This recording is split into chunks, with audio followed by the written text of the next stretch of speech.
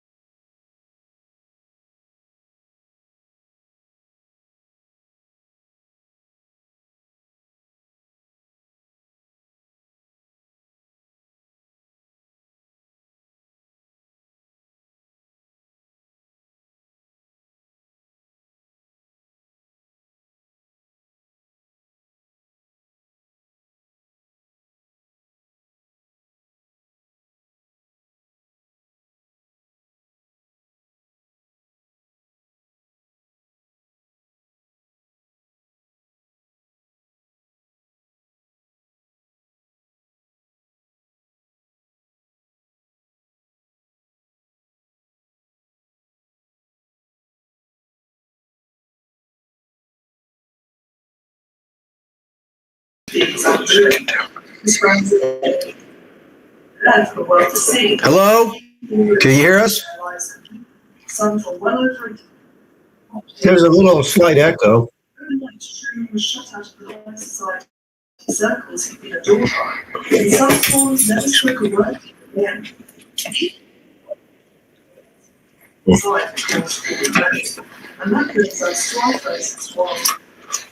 No audio, huh? Are you guys are good now? We got a thumbs up. Oh, good, good. Okay, so we're okay. Okay. Well, let me see if I can't start over so that everybody will. So we're all at the same starting point. So the ascendancy of the scientific dictatorship deals with what's known as a, a scientific dictatorship, a neologism that was coined by Aldous Huxley, who was a brother of Julian Huxley, who of course was associated with UNESCO. UNESCO being very heavily involved in eugenics and Malthusian population control. Both of them were under the tutelage of H.G. Wells, who was also a member of some dubious circles such as the Coefficients Club, which had a bizarre preoccupation with war. And H.G. Wells, of course, wrote several promotional tracks on behalf of world government, the Open Conspiracy. He wrote that. He wrote the New World Order. If I'm not mistaken, that euphemism, the New World Order, possibly originated with a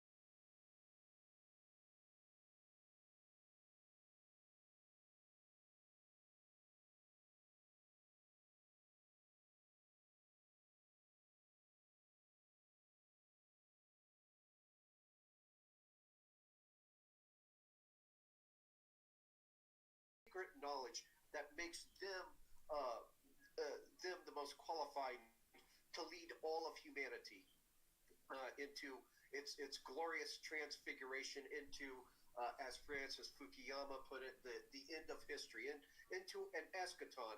But this is an eschaton not understood in traditional Orthodox theological terms. This eschaton is one that indwells history. Hold on one second, because something just happened to the audio. No. All right, go. Let's roll. It's working. Oh, okay, okay.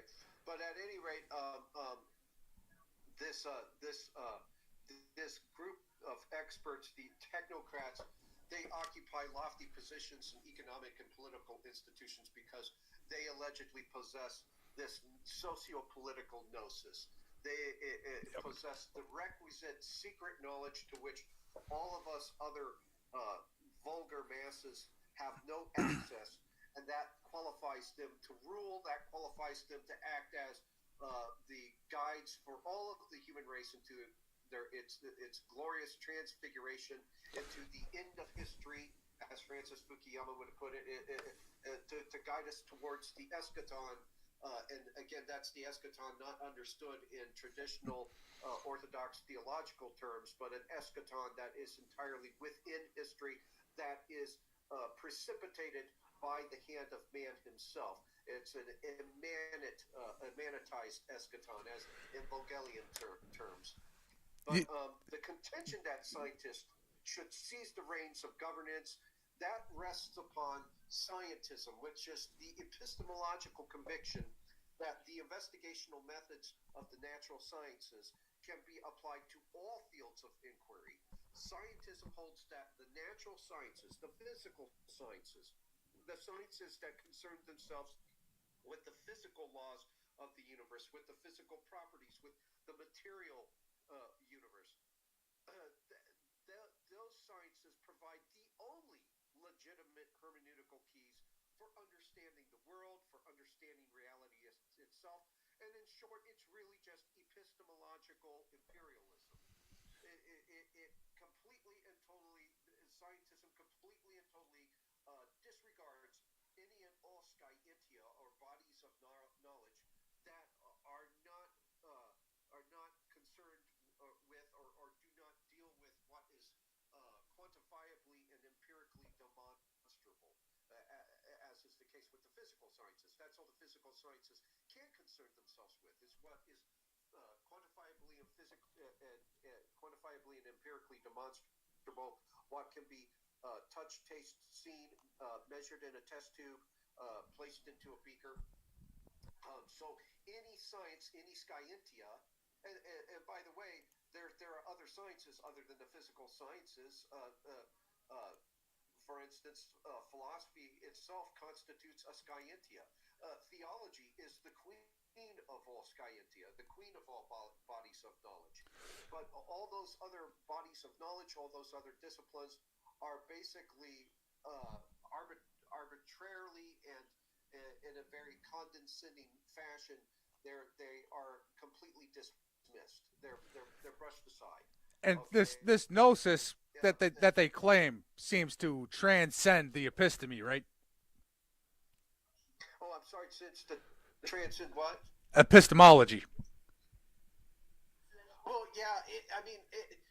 The problem is that the gnosis that they to which they lay claim, it's there's they only lay claim to it. They lay claim to it in a very circular fashion. Its legitimacy is entirely self-referential. They basically hold, well, we possess gnosis. Why? Because we're enlightened. Well, why? Because we possess gnosis. So it's circular. And there's Yes. no way to know for sure and for certain whether or not these people are actually in possession of any real secret knowledge. And if they were, their efforts to impose it upon reality wouldn't be met with such resistance. You would think that reality itself would comport with their vision for history, their vision for humanity. However, it does not.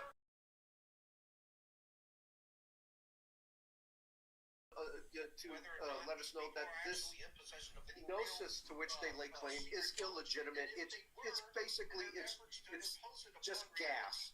It's gas. It's nothing more than that. It's just the elitist mind trying to affirm itself.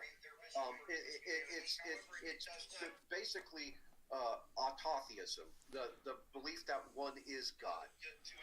But through the prism of an exclusively scientific outlook, which is what scientism would promote, just an entirely scientific outlook. Okay, all forms of knowledge that cannot be derived through quantitative and empirical methods are deemed unreliable. They're unreliable at best, illusory at worst.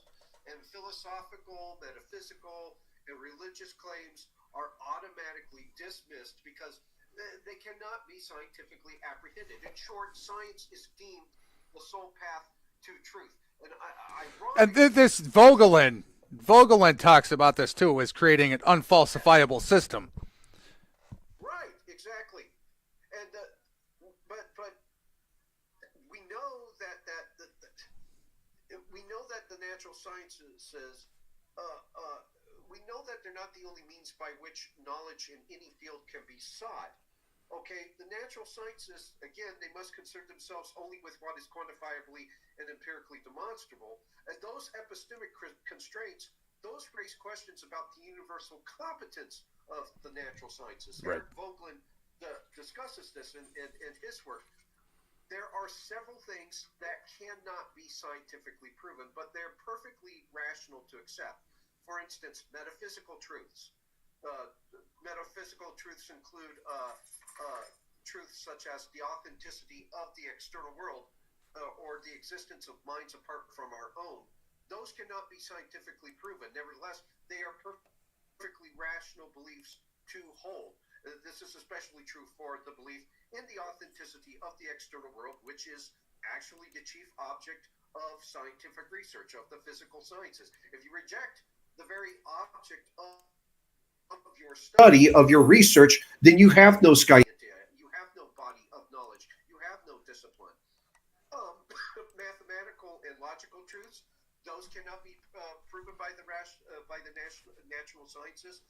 Those truths are actually presupposed by the natural sciences. Therefore, attempts to prove them scientifically are just fruitless exercises in circular argumentation. But the mathematical and logical truths are accepted. It is by scientists, and they're perfectly rational to accept. They can't be quantifiably or empirically demonstrated. Yeah. We know that 2 plus 2 equals 4, but do we see 2 plus 2 equals 4 in the archetypal sense? There is you don't see 2 plus 2 equaling 4 walking down the street. We only have the approximations of that in our world through the accumulation of physical objects. So you have one physical object plus one physical object, and that physical object equals those two together equals 2. all that is evidence of is a principle in the archetypal sense that operates well outside of our empirical and quantitative methods of research. Ethical beliefs, those cannot be scientifically proven. The natural sciences make descriptive claims about the world. Rock is hard, water is wet, this has this molecular structure, what have you. But whether or not a descriptive claim is true or false, that is an empirical question. On the other hand, ethical claims are prescriptive. They're not normative. They're not descriptive. Okay. They deal with things as they ought to be, not with things as they are. The natural sciences, they can describe historical atrocities. Like they can describe historical atrocities, for instance, like the starving of the Ukraine by Stalin, or the Holocaust. Those can be described by the natural sciences, but the natural sciences can't offer any evaluative judgments concerning these crimes against humanity. In fact, an exclusively scientific outlook cannot identify any transgression as a crime against humanity because it cannot establish the intrinsic value of human beings. In the words of B.F. Skinner, science dehomunculizes man. Yes.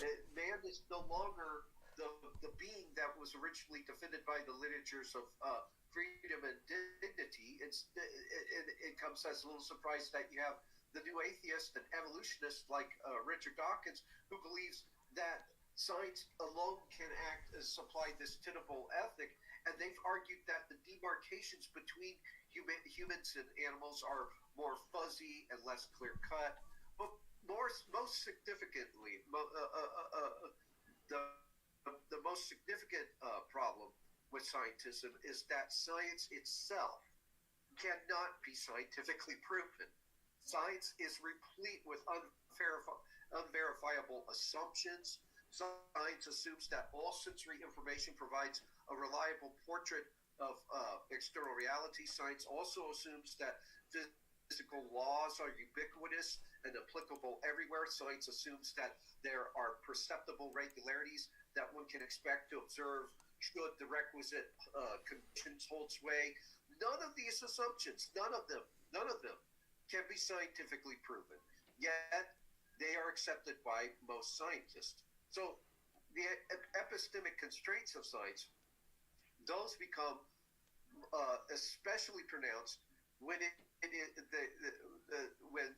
physical sciences are extrapolated into the context of governance. And that is the foundation of technocracy, of a scientific dictatorship, is the application of science, universal imposition of science upon the fields of governance, upon the field of political science. Scientia science can inform that scientia, inform those bodies of knowledge. They can inform governance. They can inform to some extent political science, but they do not guide them. They do not hold hegemony over them. But the problem is that technocracy or a scientific dictatorship is based on the assumption that it does, that the physical sciences do. Now, the originator of technocracy was Sir Francis Bacon. Yes. And you talk about him all often wanting to put nature on the rack and totally control this. Exactly. So if nature is completely on the rack and justice and sociology are outside of nature, you've put yourself almost into the position of God because you're outside this. You bring up C.S. Lewis, who often says that as soon as you are the creator, you are outside of your creation. So they've put themselves into this sort of anti-human place trying to play God by being outside of nature and putting down laws that don't reflect human nature or natural law. Absolutely right. Yeah, he's also significant because his notions of a kind of invisible body, of the invisible college, if you will, and this acted as the precursor to what we know as today as the deep state. And the deep state, when you look at deep states, whether it be in the United States or anywhere else in the world, because most other most other industrialized nations have some kind of deep state, not all of the same size, magnitude, or influence, but that's there nonetheless. You find also these technocratic leanings. The whole reason that you have a permanent bureaucracy, and we'll go with that definition right now. Although we believe that what encompasses the deep state is a little bit larger than just a permanent bureaucracy, but that seems to be the prevailing definition. And what you have with that permanent bureaucracy is this desire and this implementation of practices that get beyond the ballot box, that get beyond the will of the people, that get beyond any of the traditional institutions of church and state, right, and defers entirely to coteries of experts. Yeah, this is what H.G. Wells referred to as a democracy of experts. There's still a democratic system in place, but the democratic system is a closed one in that the participation is reserved only for those who lay claim to that socio-political gnosis of the socio-political gnosis of experts. And the experts may squabble. Yeah. They may squabble, but they're still all regarded as the experts, and there might be factionalism within those coteries. Yeah, but they're still all the people that are deemed to be the experts, and we're the hoi polloi, if you will. Right. And the deep state, all of its practices are geared towards or oriented towards transcending any kind of system of representative government, any kind of democratic process that brings the middle and lower classes of people who are not deemed experts into the process of decision making. Right. So there's no parliament. No parliaments, no representative bodies, nothing of that sort, except in a ceremonial sense. In a ceremonial sense, to give us some kind of sense of control, give us some kind of sense of self-determination, which is really illusory at best. Yeah, and it also seems that we have representative republic here in theory. So we're trying to avoid the problems of mobocracy, but it seems to be very mob-oriented in the first place. And you remove the part that, at least in Greece, where you had to be a citizen that was, worth something and doing something to be able to vote in the first place. So we kind of have a completely overtaken representative republic, but we also don't have the basic fortitude and virtues and wisdom to even vote properly in the public. And this scientific dictatorship has done a lot also to manufacture consent. And if we go back to Skinner and Wundt before that, and the Prussian system, and I would say John Dewey as well, there seems to have been a move towards making sure the populace wouldn't be very good at understanding what was going on, rather than engage the experts, would just listen to them blindly. Yeah. Well, with Wundt, Wilhelm Maximilian Wundt, there was kind of a give and take relationship between him and the Prussian system. He would inform the Prussian system, but in turn, many of the presuppositions of Prussianism informed him. So it's difficult to tell who was shaping who. I mean, it to some extent, his theories shaped Prussia, but in other ways, Prussianism kind of shaped his theories. I know that Nesta Webster, she also pointed out like a kind of symbiosis between the Bavarian Illuminati and Wundt has a lineage that can be traced back to the original Bavarian Illuminati.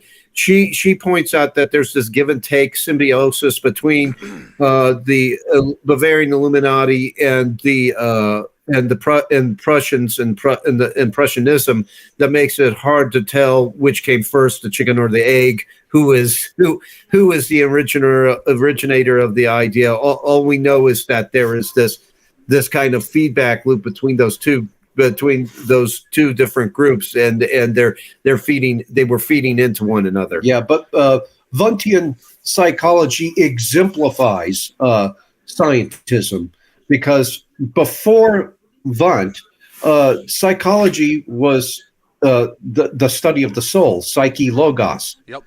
It was dealt with the soul. It dealt with the immaterial aspect of man. Well, what Wundt did was he banished the soul entirely. He banished the soul to the realm of nothing more than illusion. He loudly and proudly proclaimed the complete and total ouster of the soul, and he basically subsumed psychology under the physical sciences. Well, what happened when he did that? Well, the physical sciences cannot esteem the existence of the soul because the soul is not quantifiably and empirically demonstrable. Dignity, liberty, all those aspects of humanity, all the ennobling qualities of humanity, those cannot be quantifiably or empirically demonstrated. And so they were completely expunged, and man was made nothing more than a reactive animal whose every thought, every idea, every behavior was nothing more than the product of external stimuli. And the assumption is that if the masses are simply that, reactive animals, then in order to encourage the desirable behaviors, is whatever happens to be expedient for the ruling elite, all one had to do was apply the necessary political and economic stimuli to make the mass animal behave as it ought. But that is an exemplary case of scientism, of the universal imposition of science well beyond its vocational purview. And people that might be tempted to think that these Wundtian concepts have been banished to the realm of irrelevance, where they deserve to be. Right. They are sorely mistaken, because if you listen to Noah Yuval Harari, who works very closely, is affiliated very closely with the World Economic Forum, which is a major, not just what we would regard to be deep state institution, but a major repository for technocracy and all. You listen to him; he is a major mouthpiece now for Wundtian ideas. He rejects free will, which ironically, the question for Yuval Harari is: did you arrive at determinism? Did you countenance determinism by your own free will? In order to, but he rejects free will, but he exercises free will in order to arrive at the conclusions that he desires, which is entirely deterministic. He operates on a very Nietzschean level too, about what is good, and the science of life, and that kind of a will to power, rather than the will of the human soul. So he acts as though this doesn't exist, but will is something to exert. When he's given these talks in the past, and I'm sure everybody has heard, the different monologues and the different, there's been all over YouTube and the like, different excerpts from the talks that he's given at the World Economic Forum. When he starts, going into this whole spiel of, you might think you have free will, but you really don't, and all. He's drawing from Wundt. He's drawing from Wilhelm Wundt. Does he realize he is? I don't know. The man fancies himself a little bit smarter than he really is. He's not very bright. He's not as bright as he puts on. He's not very bright, because in order to say that you only think you're operating with free will, but in actuality you are not. You're just reacting to external stimuli. That's all that's determining your actions. In order to make that claim, he would have to distance himself from the very system of determinism that he espouses. Is he simply determined to arrive at determinism as the ultimate, as the penultimate truth? In which case, he would have to jettison all of that as illusory. As illusory. Yeah, the very fact that. Do you ever think some of these people know that and they just keep espousing this opinion anyway to demoralize people and get them to reject their own will and do what they say? I think there's that it's energized by a pragmatism with a lot of these people. A very cynical pragmatism because when you get to some of the highest levels of the global oligarchical establishment, you're talking about people that aren't anchored down to any one given ideological camp. No, and all, but they crib liberally from all of them. Yeah, they're including. I have to say, this might rub some of the audience wrong, including from libertarian and nativist camps. Yeah, and all. I mean, there's a whole capitalism. Yeah, right. absolutely. I mean, you look at and that whole stakeholder capitalism idea has caused some people to actually that would regard themselves to be very much against the radical environmentalist movement. Has caused them to embrace the very same ideas because it's capitalism after all. But they crib from all of it. They crib from left and right, and in order to create in an attempt to create what they would consider to be what they would regard to be the perfect control mechanism. Right. So they are in a socio-political context. They are what they are in a socio-political context. What the syncretists were in a religious context. They're political and ideological syncretists. You know how syncretists and syncretism, you have just the blending of several different religious systems, even ones with mutually exclusive theological doctrines. They nevertheless, in syncretism, they're blended together to form new religions. Yes. That's what these men do. They're socio-political syncretists.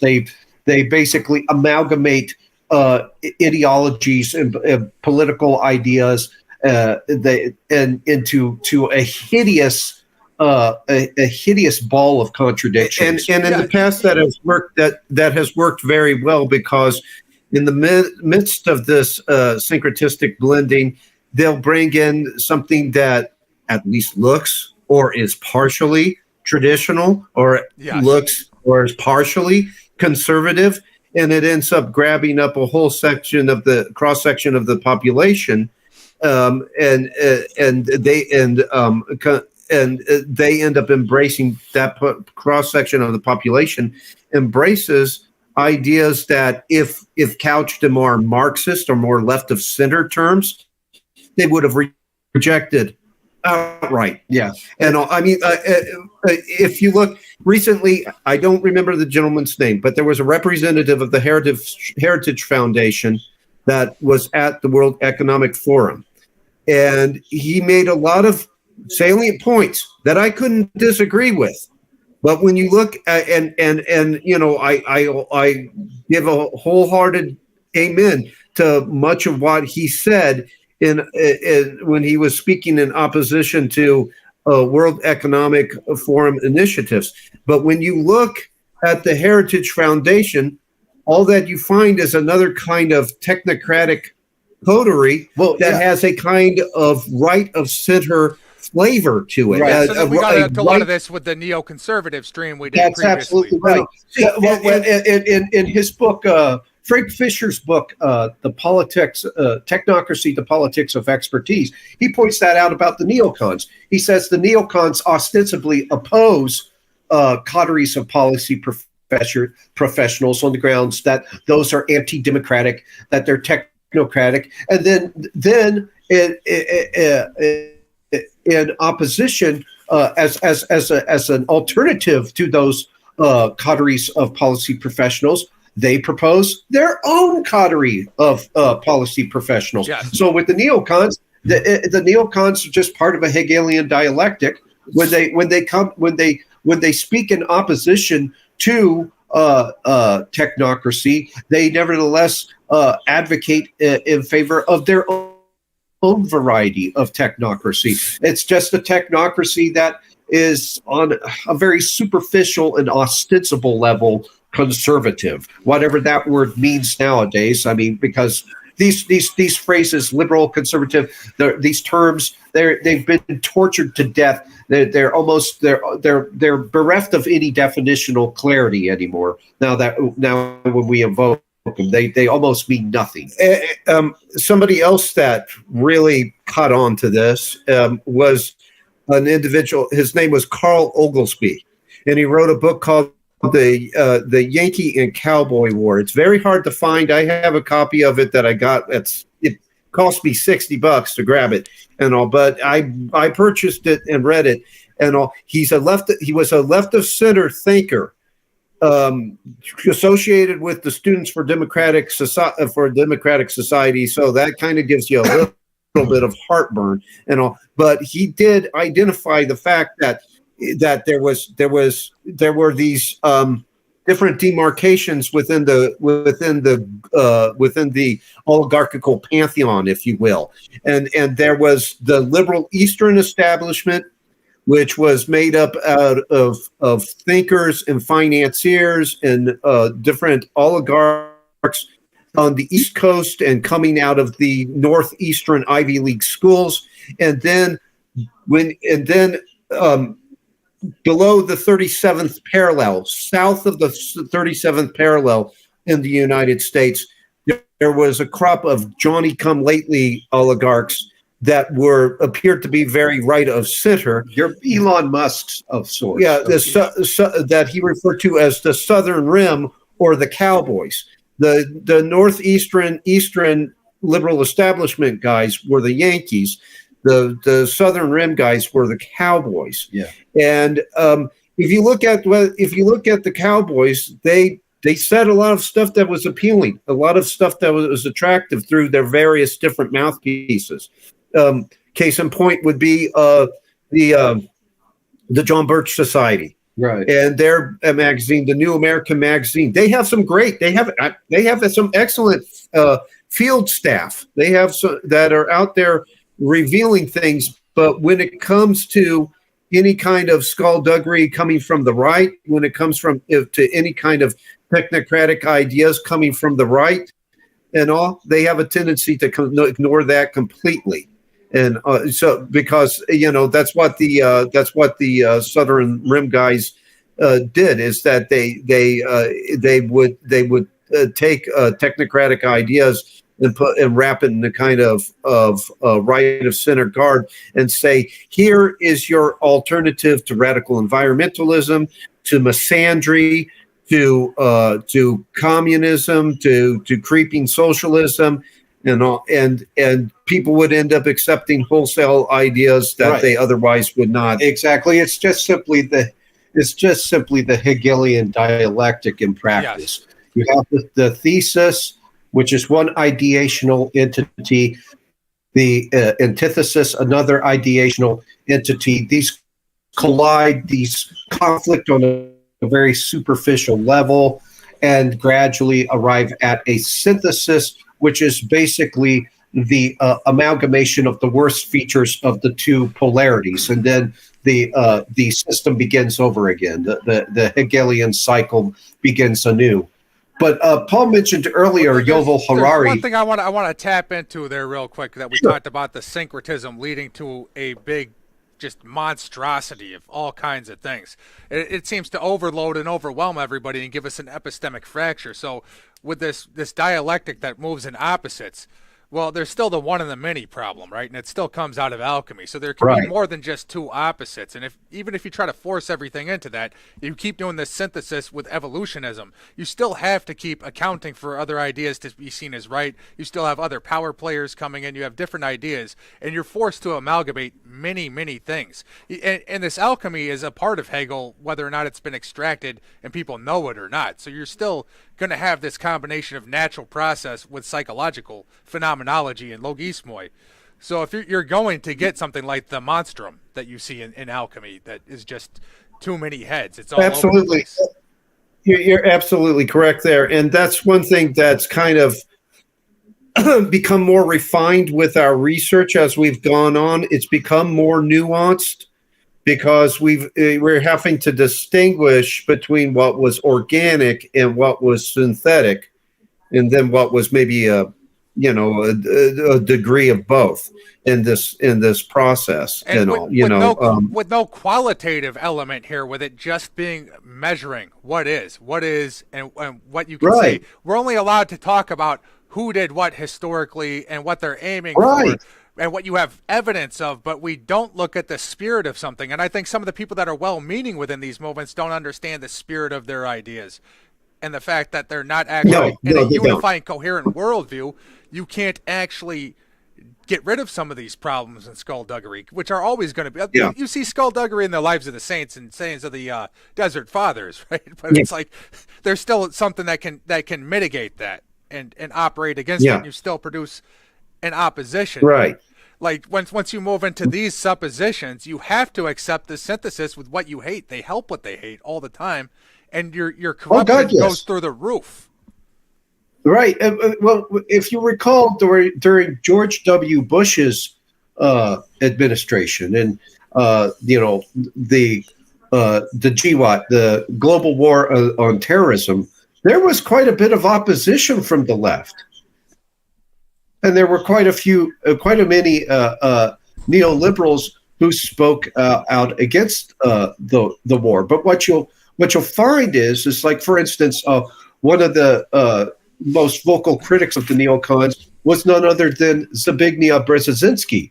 But Brzezinski only differed with the neocons on the basis of the means by which the neocons initiated the a global campaign of militaristic expansion. It was far too crass, and it shelved the United Nations. That deviated completely from what he had in mind with the Grand Chessboard. Yeah, exactly. What he had in mind with the Grand Chessboard was more of a multilaterally initiated form of global government. What the neocons had initiated was a unilateral form of global government, which was more so just a unipolar empire, an empire that's unipolarly situated, but controls all the multipolar world through vassal states and what have you, through just a soft form of colonialism, and that was what Zbigniew Brzezinski was opposed to. By the way, Brzezinski, and Frank Fisher points this out in his book, Technocracy and the Politics of Expertise. The techneutronic age that he speaks about, all that was a euphemism for technocracy. So you see what the neocons are tacitly technocratic with their coterie of policy professionals, the right leaning policy professionals, and their opposition, Zbigniew Brzezinski, was more so explicitly technocratic with his the promotion of a techneutronic era, and his promotion of a multilateral coalition acting as the world's policeman, the Globocop. And if you'll notice, now the two of them are back in coalition. Exactly. Now they're back. Now there's been a coalitional realignment between the two. What happened? What happened, in our opinion? What happened in our opinion was that they meant for the Trump administration to be a reassertion of the neoconservative power base. Again, and there were indications they were trying to move it in that way, because you saw early on, because you saw like committees that were formed that had James Woolsey, the signatory of the Project on the New American Century, PNAC, and you had people like John Bolton coming on board, and everybody was going, here we go again, and all, but. ultimately, to his credit, for whatever his reasons, which he had are his own, and all, Trump did not go with those people. I mean, like he did do some strikes into Syria. I think he could feel. He did allow he allowed the assassination of Soleimani, but he shown restraint and he pulled back. And that's all of a sudden when you have Bill Kristol and I can't think of the individual that Ralph Peters. All of a sudden, people like Bill Kristol and Ralph Peters writing very, very denunciatory pieces about the Trump administration, and now you see the neocons and the neoliberals in coalition with one another against this kind of populism that was set afloat by Trump, by MAGA. Well, I think he could feel it in the air too, because we were starting to disassociate from this interventionism because it isn't working, and it's obviously, for one, in the dialectic, it often empowers the anti-war left, right? And these people are like radical Marxists, and then they always look at the horrors of war, and the media is right there with them. So they were ready to do this too with Bush. So I am not a Bush supporter, but you can see the way this played out, where everyone was lockstep behind him. But then they pumped the anti-war left when it was time to put Obama up and move us in a more progressive direction. So this. Oh, go ahead. What I was going to say with Trump, though, I think you started to finally see the right break away from this. Like Rand Paul, Ron Paul couldn't push through. He got closer against Mitt Romney, but he could not break through at that time. But after seeing this for another 8 years and seeing the power that was given to Bush and all this corruption there coming to the fore, where the right couldn't ignore it. And they don't even know the half of what we'll get into in this book about Bush with depopulation vaccines. But to finish my thought here, with Trump, after 8 more years of seeing the problems of this war and the bankruptcy and seeing how the power given to Bush also continued on with Obama, I think we were at a point where the right didn't want war, and as a populist, he had to reach across to some of the left too. He targeted that Blue Dog Democrat group. And the Tulsi Gabbard keep doing this. I think you're correct in that, and what I have speculated and what I believe is that, what is he first and foremost? He's a businessman. What do businessmen want to avoid at all costs because it'll bring them to bankruptcy? Reckless spending. Nothing personifies reckless spending more than interventionism. Yes, and there's another issue here too, though. Because we still have this problem with both sides of this, whether it's a Brzezinski, whether it's a Kissinger, whether it's the left or the right or the World Economic Forum now with stakeholder capitalism, because it's immanentized and it's worldly. You're still very subordinate to this kind of Kantian premise on economic laws that now, like with Hayek, that there's going to be a good globalism. I can monetize a tree. I can monetize a grizzly bear. Yeah, exactly. And this will also subordinate religions, right? Because we start to get this divide where everyone's religion gets treated as if it's true, if it provides a sociological benefit, as long as we do business. So now the economy is the God in a certain way. I'm still waiting for, and I believe that it's probably going to come. It probably will happen, is that you'll have some kind of right of center member of the oligarchy begin to present to us as, well, look, Jesus was an embryonic stateholder capitalist. I bet I almost can guarantee that's on route. And they'll take the sacred scripture and they'll torture it and to make it sound like Jesus was, one of the. Well, you got Milei there. Down in Argentina, so he was a Rothbardian stakeholder capitalist. Milei is bringing in a lot of the corporations that wanted to introduce like central bank digital currencies and the like into Argentina, and because it's got a more right of center flavor, the people are a little bit more willing to accept, what they have now. Now, does he go all 9 yards and bring in a central bank digital currency under a different appellation with a more conservative rhetoric to justify it. I don't know, but it's doesn't look too promising right now. The different corporations that he's brought in that are, if I may also, I want to point out something about this Hegelian dialectic of the left against the right, the anti-war peacenik left against the hawkish neocon right, whatever you want to, however you want to frame up the binary. As is the case with all Hegelian dialectics, the two extreme polarities are not dichotomously related.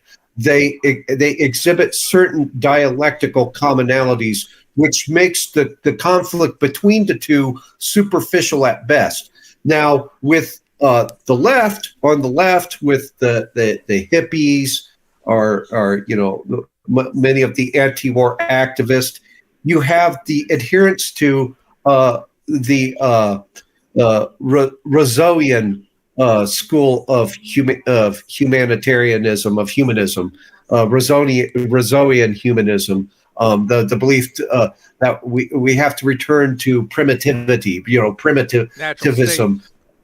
Right, exactly, the natural state and everything. On the other side of this Hegelian dialectic, you have the technocrats, the DoD technocrats, the Department of Defense experts, who espouse the scientific humanitarianism of Sir Francis Bacon.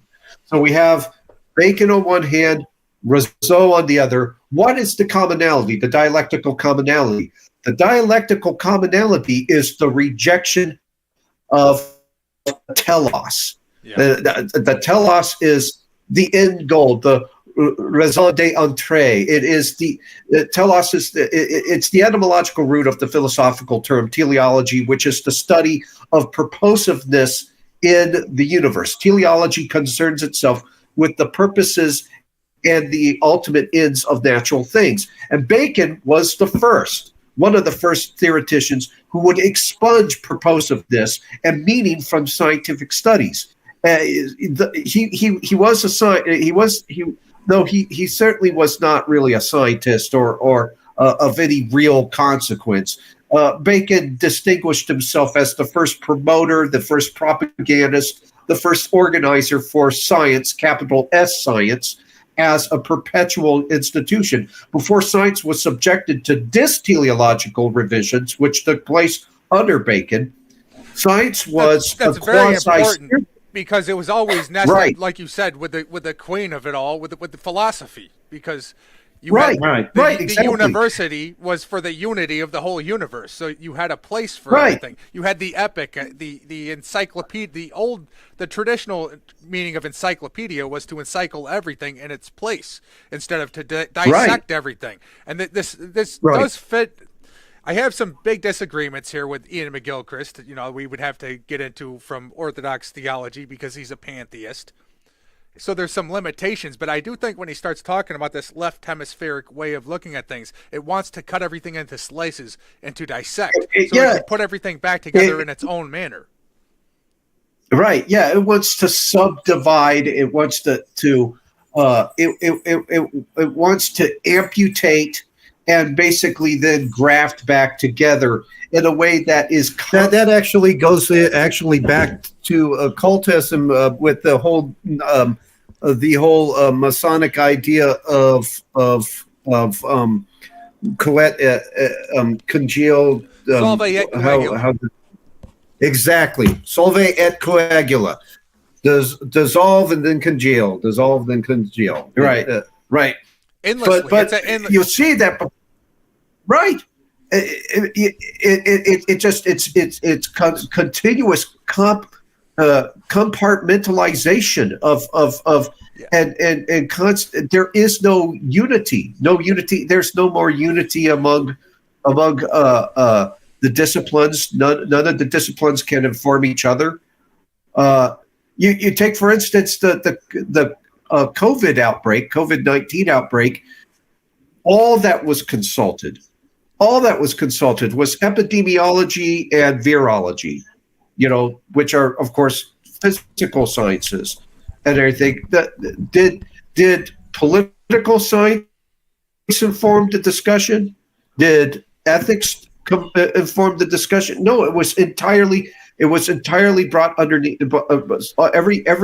Every discipline was subsumed it's very underneath. Ironic there, though, because all disciplines are subsumed under scientism here with what can be measured. Right.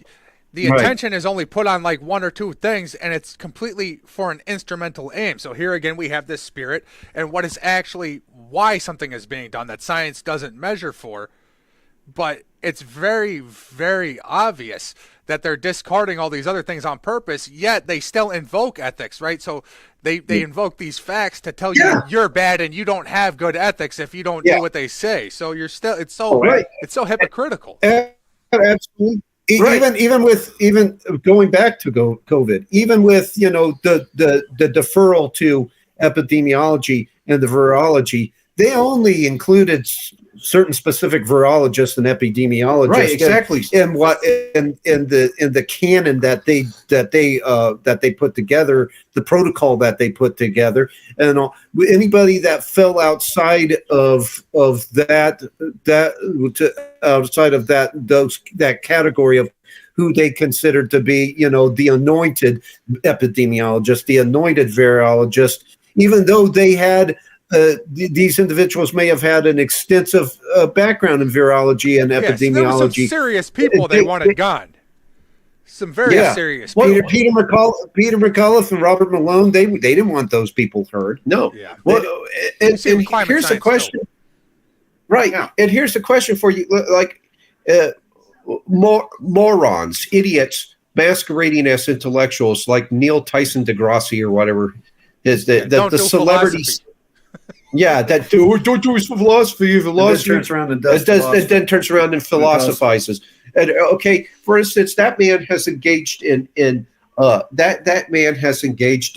debates concerning the ethics of COVID policies, and while the whole time not even understanding his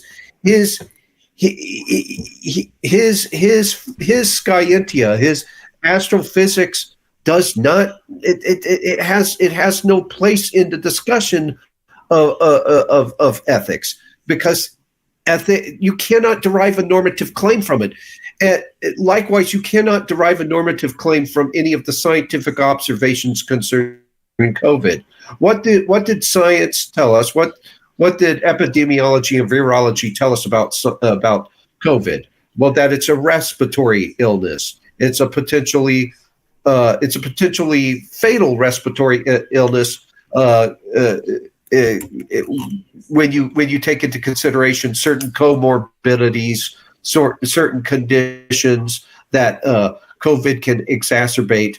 But from that observation, from that scientific observation concerning a respiratory illness, where in that observation can you find the normative claim?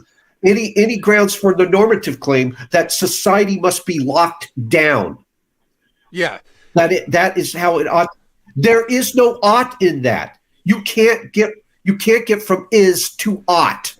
Yeah, and yet they at the best you can guess. That's the best you can do, and you're still shooting in the dark. But even if you see honest people that's from academia that want to remain physicalists. But they're still amenable to the kind of spirituality and ideas of these people. They just think they can fix it, but they'll come out against what they did with COVID. Like I watched Vervaeke do this. He did a cognitive science show where he starts building up the idea of having a psyche, having a soul again, and trying to build it up from the parts backwards, for like a natural theologian, on academia's terms. It takes him 2 years to say the lockdowns were bad. Now that he's finally built a case. To say this, why can't you just say it's wrong? It's too late, because timing is the thing about this, because these people are involved in action. It's not just about they're not going to turn around and be like, oh, Klaus isn't going to sit. I know Klaus is just a philosopher that's been put up by the actual oligarchs, and we would say they're also in service to the ideas they serve, and we know who's behind all of that. Right. But Klaus isn't Right. going to say, "Oh, thank you, Air Viveki, for correcting me. Now we won't lock everybody down for another 2 years." Like, really? Like, no, these people have legitimate concerns, too, about getting in trouble, right? They don't want to go to prison or get, lined up on a wall and shot. So I think it's pretty safe to say they're going to release another virus once, we're close to election, and they never faced a single consequence. And here's the thing, too, where you talk about this these dialectics in action, where they'll uphold conservative ideas. You talk about how they funded white supremacists at the same time as funding, Mexican supremacists. And you see it with Black Lives Matter, Black Hebrew Israelites. So there's like real people out there waiting who, if we can't have this discussion properly, which we're not gonna, who are gonna turn around and want action, a kind of vitalism, and gonna want to turn around and fight for themselves. They're making a situation where people are going to find that necessary to defend their group. And this is another thesis, antithesis. Meet each other in combat, perpetual warfare forces evolution because they are all evolutionists. We talked about that in the book when we talked about the border crisis, and when we talked about where I'm getting it from. The Minutemen, or what? Yes, the Minutemen, and and we talked about it also in a series of articles that we did at Conspiracy Archive about the Balkanization of America, and they are doing that again. And what they're doing there is that they're using a mixture of xenophobia and xenophilia to the conflict between those two. Agnostic xenophilia, right? Because you have like an idea that you're a super race. You talked about them bringing in ideas of Carl Jung on the white supremacist side from Wotan's essay, where he takes this premise that the grooves of the Mexican mind, now the old gods are coming back into those grooves because they have this folkish idea, because they can fit this type of Jungian idea with race, with evolutionism and scientism, and that these gods come in particular to that race, and the only way to defeat them now is to bring in the gods of the white man, to bring in the Volkish gods of the white man. And we need Odin here to help us bring back this primitive warrior idea. Right. Like you're saying, to bring in the weaponized ones, Thor and Odin, and because admittedly the Aztec gods were some mean bastards, so you're going to need some. It's like, so you need an equally militaristic set of deities. So Jesus, well, and with his teachings of love, with the teachings of the gospel, that's not hard edge enough. You see these guys coming out of the woodwork now too, because they can sense that there's a place for them, because people are scared of what's going to happen and scared of all the violence that is pointing at us legitimately. So they'll say, don't be Christ cucks, right?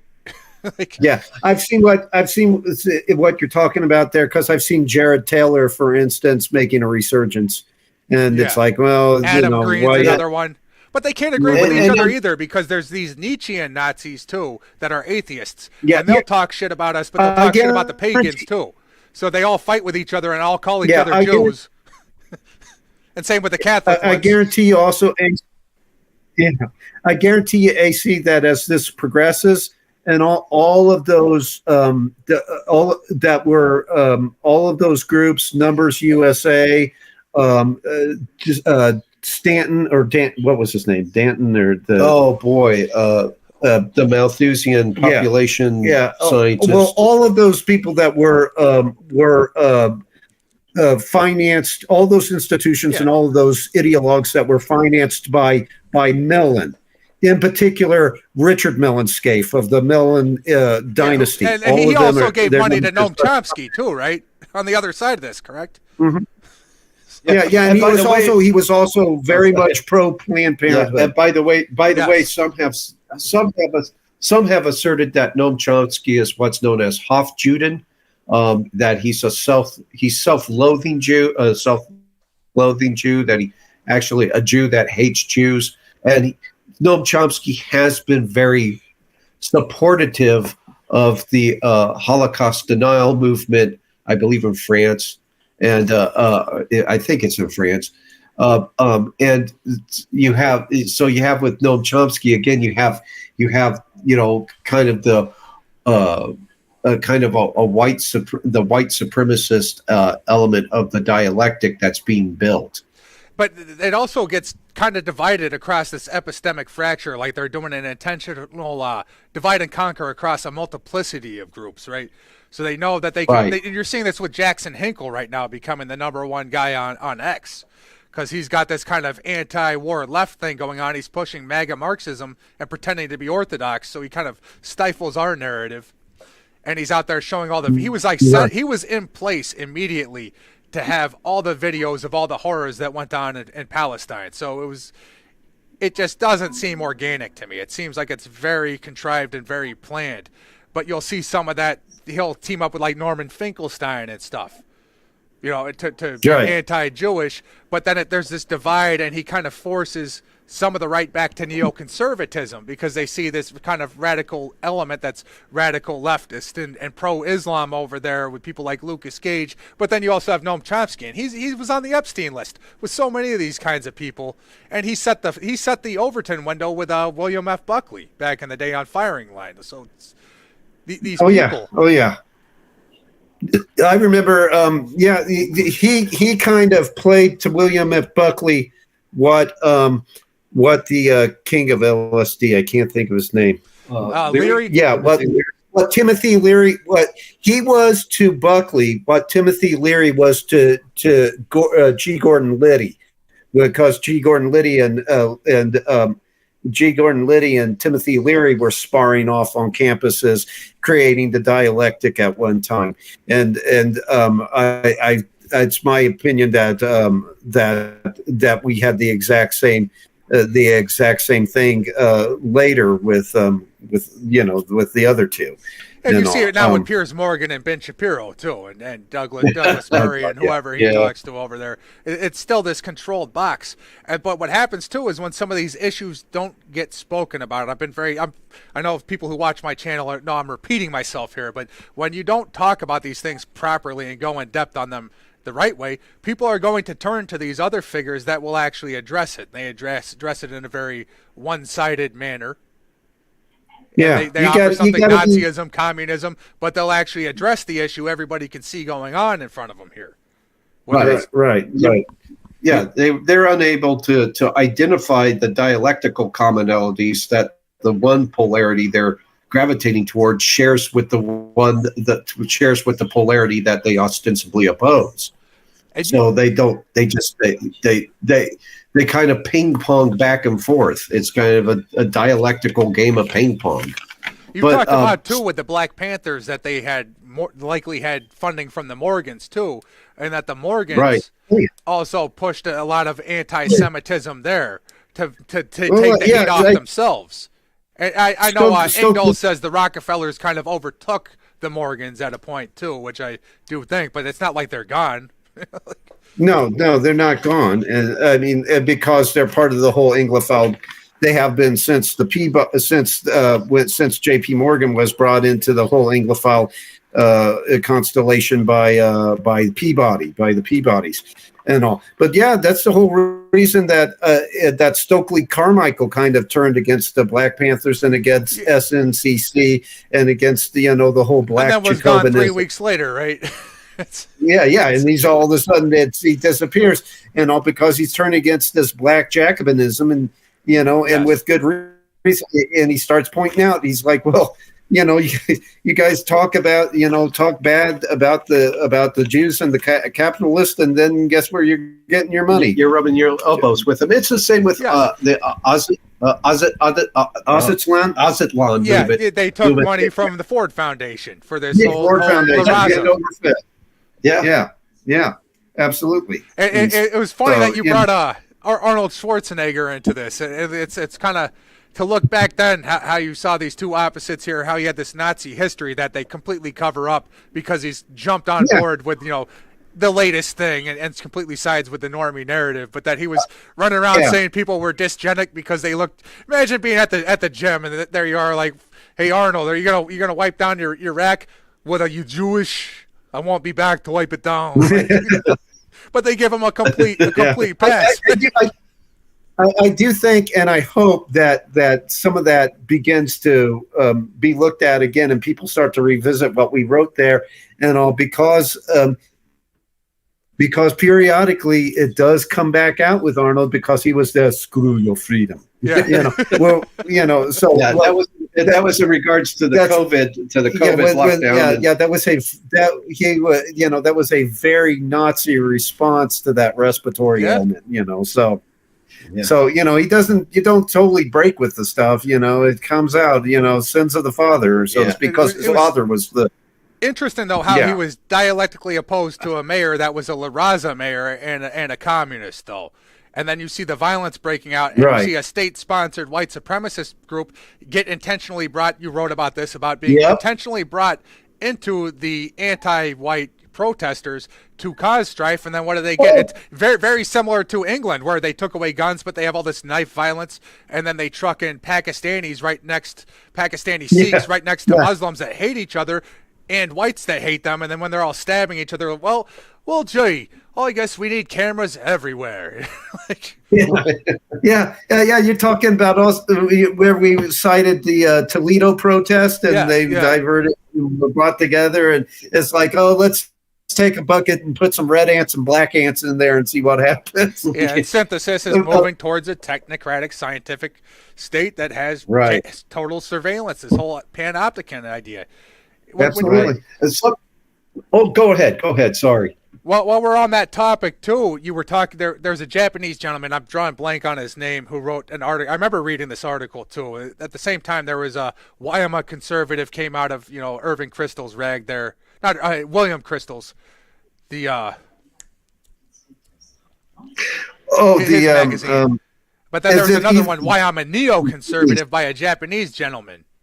The gentleman who he was always involved in standard. He was involved in research of Area 51. Hayakawa or something.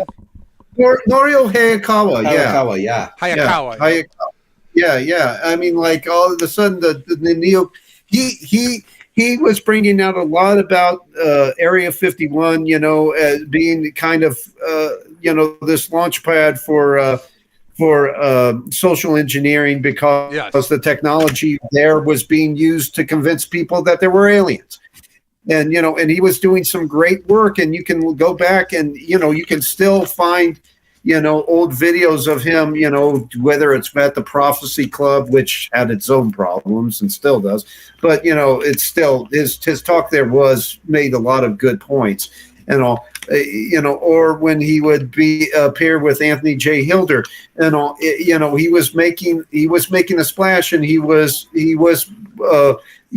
really onto something, and all of a sudden these neocons showed up on the scene, and really hit the charm factor really heavy, and he was convinced, they're against that old European aristocracy, against the globalists, and so they must be the solution, and he wrote something very interesting too, because he said there was going to be a competition between that old aristocracy and the Americanist Pax Americana over the Jewish financiers.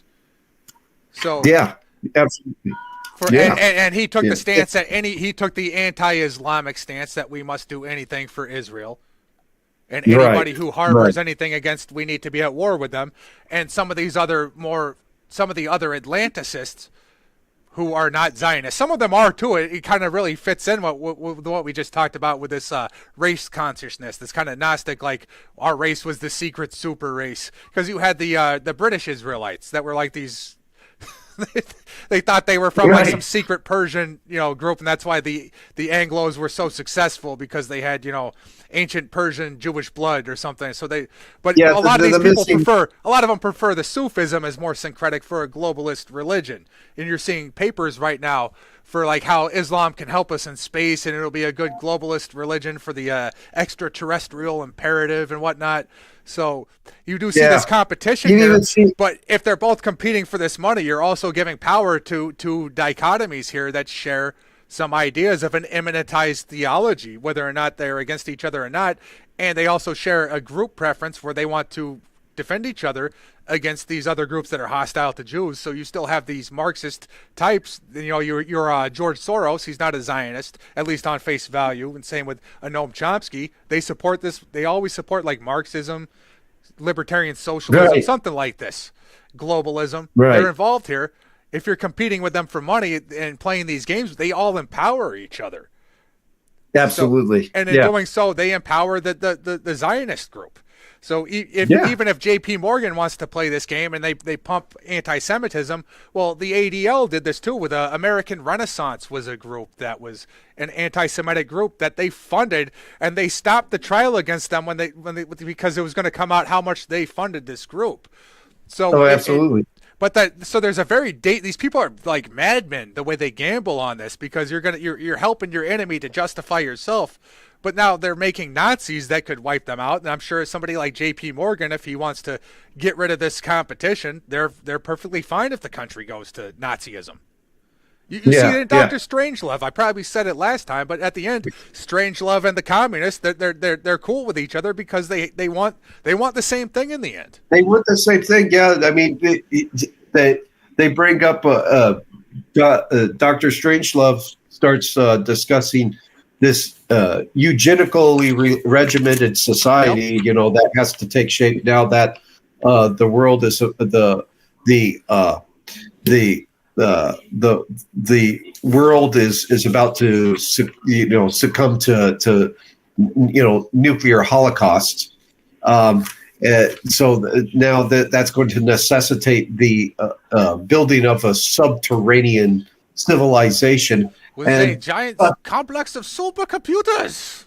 Yeah. And so, we'll have a supercomputer who will choose the people who can enter into the tunnels with us and blah blah. And 10 wives the rest that have to be very good looking because you won't be able to breed enough if they aren't. You have to be tempted to breed. Then the communist says, "Oh, I like the way you were thinking." He's like, "I must say that's a very good idea." But one thing that I wanted to point out again concerning the COVID-19 outbreak and the overall mentality that governed the COVID-19 outbreak, and the reason why the COVID-19 response was so destructive. Okay, again, with Sir Francis Bacon, we have the divesting of the universe of a telos, of an end goal. We have the complete and total expunging of purposiveness and meaning from the cosmos, and as a result, matter becomes nothing more than a malleable resource that can be resculpted according to the will to power. This is from whence comes the Baconian aphorism to place nature into the rack.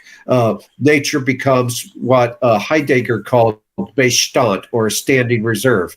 Nothing more than something analogous to clay that can be remolded and resculpted in a very deific fashion by people who become something like gods. How does this differ from Descartes' res extensa?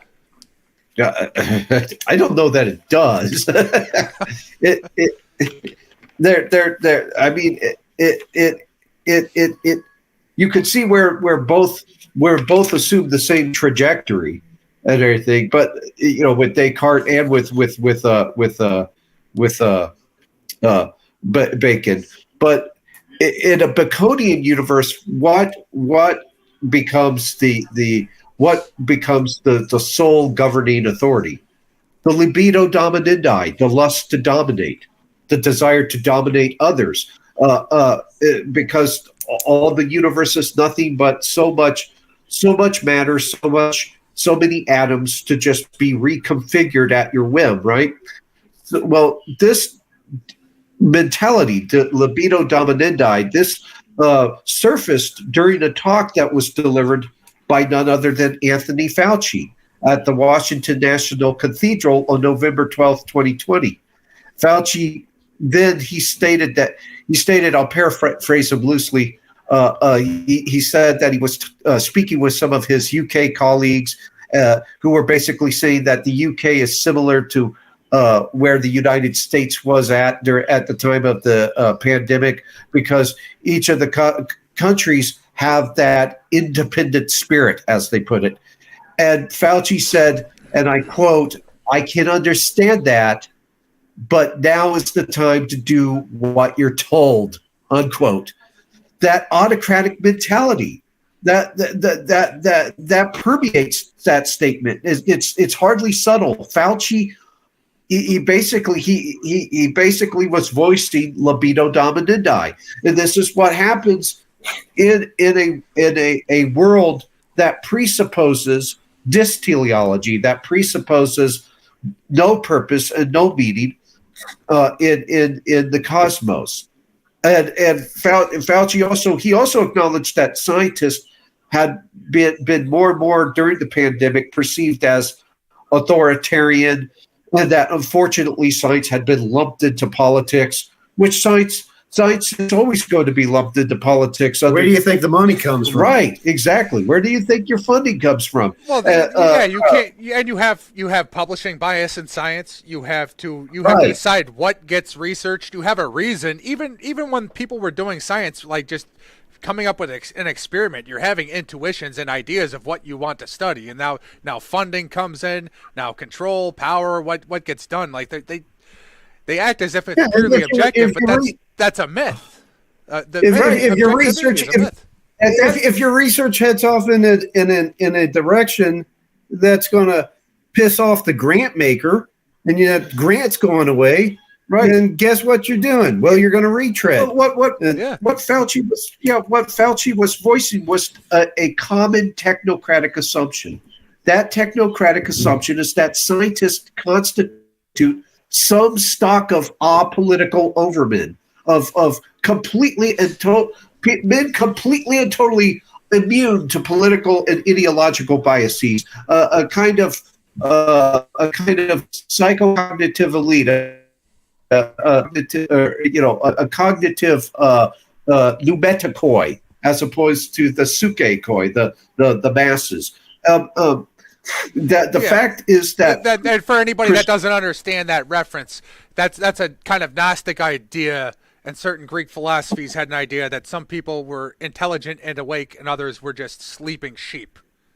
Right. These categories, they were evoked also by St. Paul, the pneumatikoi and the sukekoi, but they were understood from the Orthodox perspective as just being orientations that could be that could be assumed by anybody. Anybody can.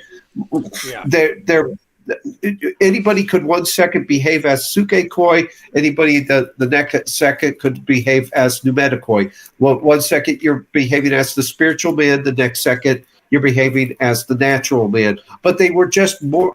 They were understood as moral orientation, not as ontology. And with the Gnostics, they ontologized those categories. And so the pneumatikoi literally became a stock of superhumanity, and the sukekoi literally became the mass animal. And you see that binary very much. You see that binary very much exemplified by the scientific outlook. Yes, and it acts as if it is the God, since it's playing God and outside its creation, it's the bestower of grace. So if you regurgitate its positions and you wear a science is real t-shirt and say what they tell you and the experts tell you, now you can be given life. They'll breathe the pneumos into you, breathe the life into you.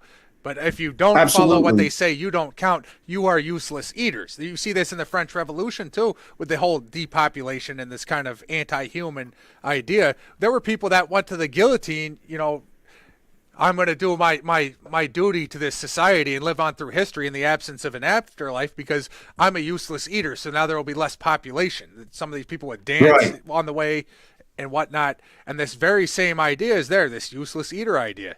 You see Harari say it. You saw it in the French Revolution. Yeah. That same dark impulse which afflicts Fauci's mind, this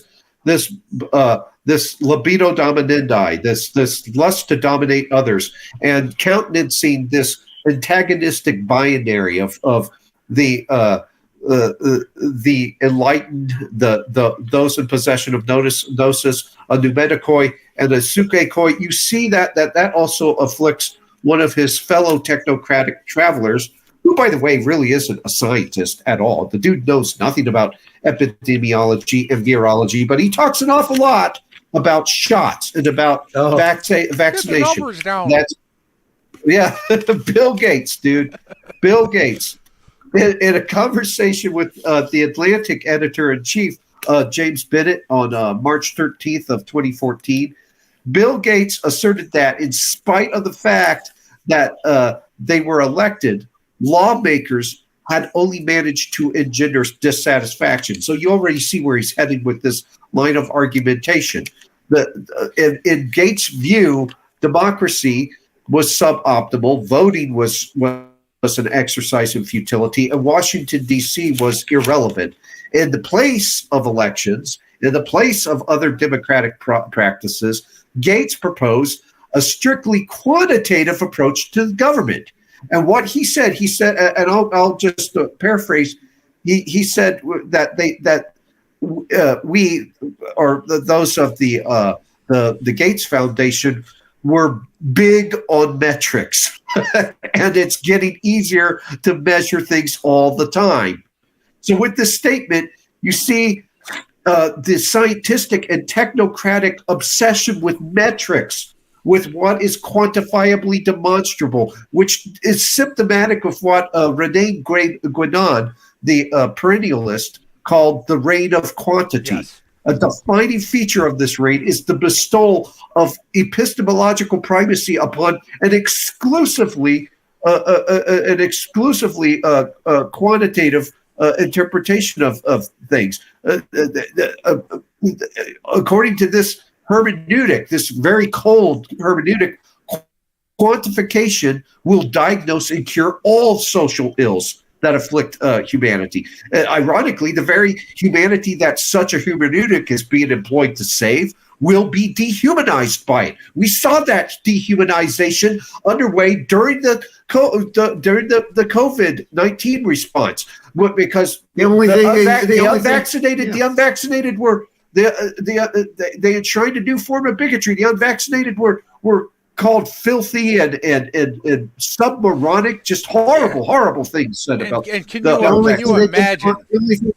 The only thing they can quantify in the aftermath now is the number of asymptomatic myocarditis victims. Right. Yeah. Understood. Oh, go ahead. Can you imagine too if when they do disease X, when it's something worse, if this was more like a probing attack, and now you have something that does kill kids, the way Sam Harris was talking, the justification that they would have to just lock everything down and call everybody subhuman, and you see it in the writings of the elites too, where one of the papers Father Hears read, where they talked about anybody that wouldn't take the chip who interferes with saving humanity by becoming transhuman from all this stuff they say is going to kill us. It is a ape-brained meat sack. So you see this dehumanization. I think it's also necessary to these people to dehumanize us, because if you're doing these things to people and you come to realize what you're doing to everybody else and have a conscience, it's really going to hurt. They can't face that.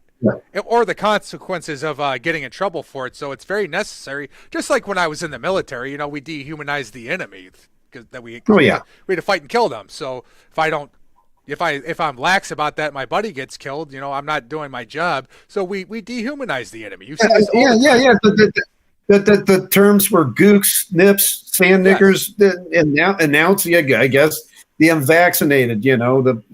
All of these are derogations that they just apply to specific demographics who, at the time, to anesthetize the conscious. Yeah. So you can say, so as you said, you can do something that is very unsettling to the conscious, and with minimal fuss. And it seems like there some of their blackmail and selection mechanisms too. And if you see like an Epstein Island or whatever, and who they're going to select for these types of jobs to do the things they do in the CIA or to do the things they do in these scientific experiments, or if you're going to unleash a virus from a lab on the world, you have to be picking people that are already kind of dehumanizing everybody and don't care, a conscienceless type of people. So that I think it's very much played out with this idea that you wrote about how if you're outside of the creation, if you're outside of what you created, right? So you have this ethic where it's something just for you to instrumentalize and butcher. You see that play out being outside of natural law, I think, very well in Crime and Punishment, right? So Raskolnikov actually has a conscience over this, but he is also struggling because of the consequences, the actual justice in natural law that's going to come down on him. And you see him lamenting this with, who is it, Svetagailov, who does view himself outside natural law and above everybody else, and everybody else is inhuman. He talks about if he was God, he would make spiders in the afterlife that eat us and whatnot. And he laughs at Raskolnikov because Raskolnikov he laments having a conscience because he couldn't have been a great man like a Napoleon that could just do whatever he wants to other people. So, but you do have this other guy here who is completely fine doing whatever, and he laughs at him and looks at him like he's not a living human being because he doesn't have the will to do these things. Right. Right. But with that kind of an ethos, it's like we're definitely a suicidal society if we're going to be ruled by people that just see us as ants to crush on or burn with a a magnifying glass. Oh yeah. It's implosive. It's implosive, and what happens is you get to a point where all the participating parties cannibalize. And we do see that. We've seen that before in the past, and we see it going forward. We in 1967 to 1968, for instance, there was a tremendous fracture between the Southern Rim and the liberal Eastern establishment that was never really healed. I think I talked about that rift the last time that we spoke. And then again, during the 8 years of the Bush presidency, we had a fracturing and another infighting again between the neoliberals and the neoconservatives. And now it seems that there's a detectable kind of warfare beginning between commercial banking here in the United States, headed up by the likes of Jamie Dimon against the WEF. And, and neither side's the good side. And all the Jamie Dimon and commercial banking here in the United States is just like, well, why should you get all the fun? We should be the ones issuing CBDCs if there is going to be a CBDC at all. They don't want their power and their influence transferred over to a bunch of what they consider to be Euro trash.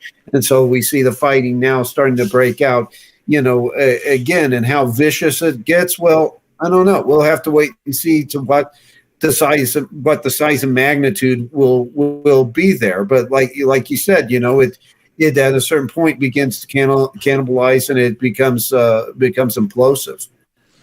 Yeah, I think it's going to have to be the way things are headed right now, too. I think that, you had Klaus say that they're playing a winner-take-all game at this moment. And another thing here, too, you talked about this being a sort of how there's these Babylonian Hindu ideas that were in the Masonic lodges with the birth of this scientism. And it was a sort of golem, like it was a spell cast on everybody for a de-initiation from everything that matters.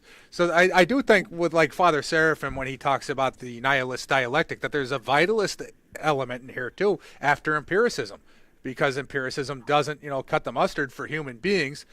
We get into these ideas of spirits like we're talking about, but since you've set the stage of this de-initiation and de-incarnation, when you start getting into the vitalism and the spirituality, you start taking a materialist bent.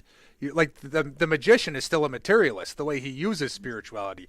And when we start getting into religious phenomenology that's justifying kind of moving us towards a pantheism or a panpsychism, now, and you're getting into these Jungian ideas, you're still taking a quantitative approach to the qualitative. You're taking measures of self-reports of patterns and dreams of logismoi. So you're now actually moving man back to meaning, but the meaning is now subject to the world of the spirits and the aerial realm and the entities and our own delusions that we meet resonance with. Right. I believe that Father Seraphim was probably drawing from Rene Guénon there too, because it's like, well, the reign of quantity has led to this great wall of materialism and all. But like materialism, it becomes too solid at a certain point, and the wall begins to crack. But it begins to crack at the lower region of the wall. We'll meet those spirits instead of the higher ones. Is his premise? Yeah, we'll deal with the preternatural as opposed to God, which is the supernatural. We'll deal with the things that are in the quote unquote air, which is just basically the air is that ontological intermediary plane between heaven and earth,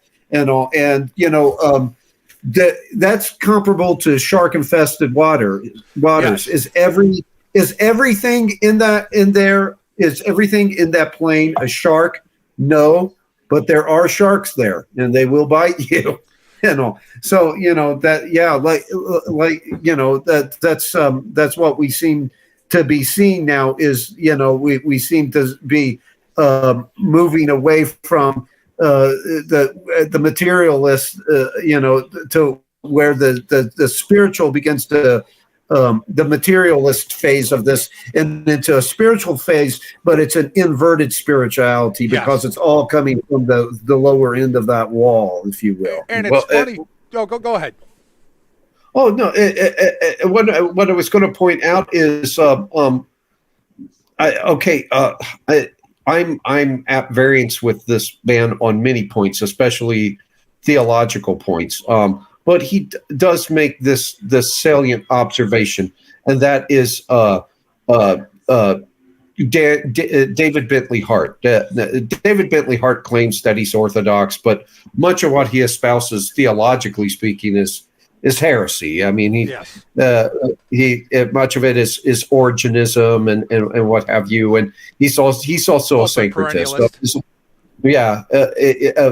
Of his own admission.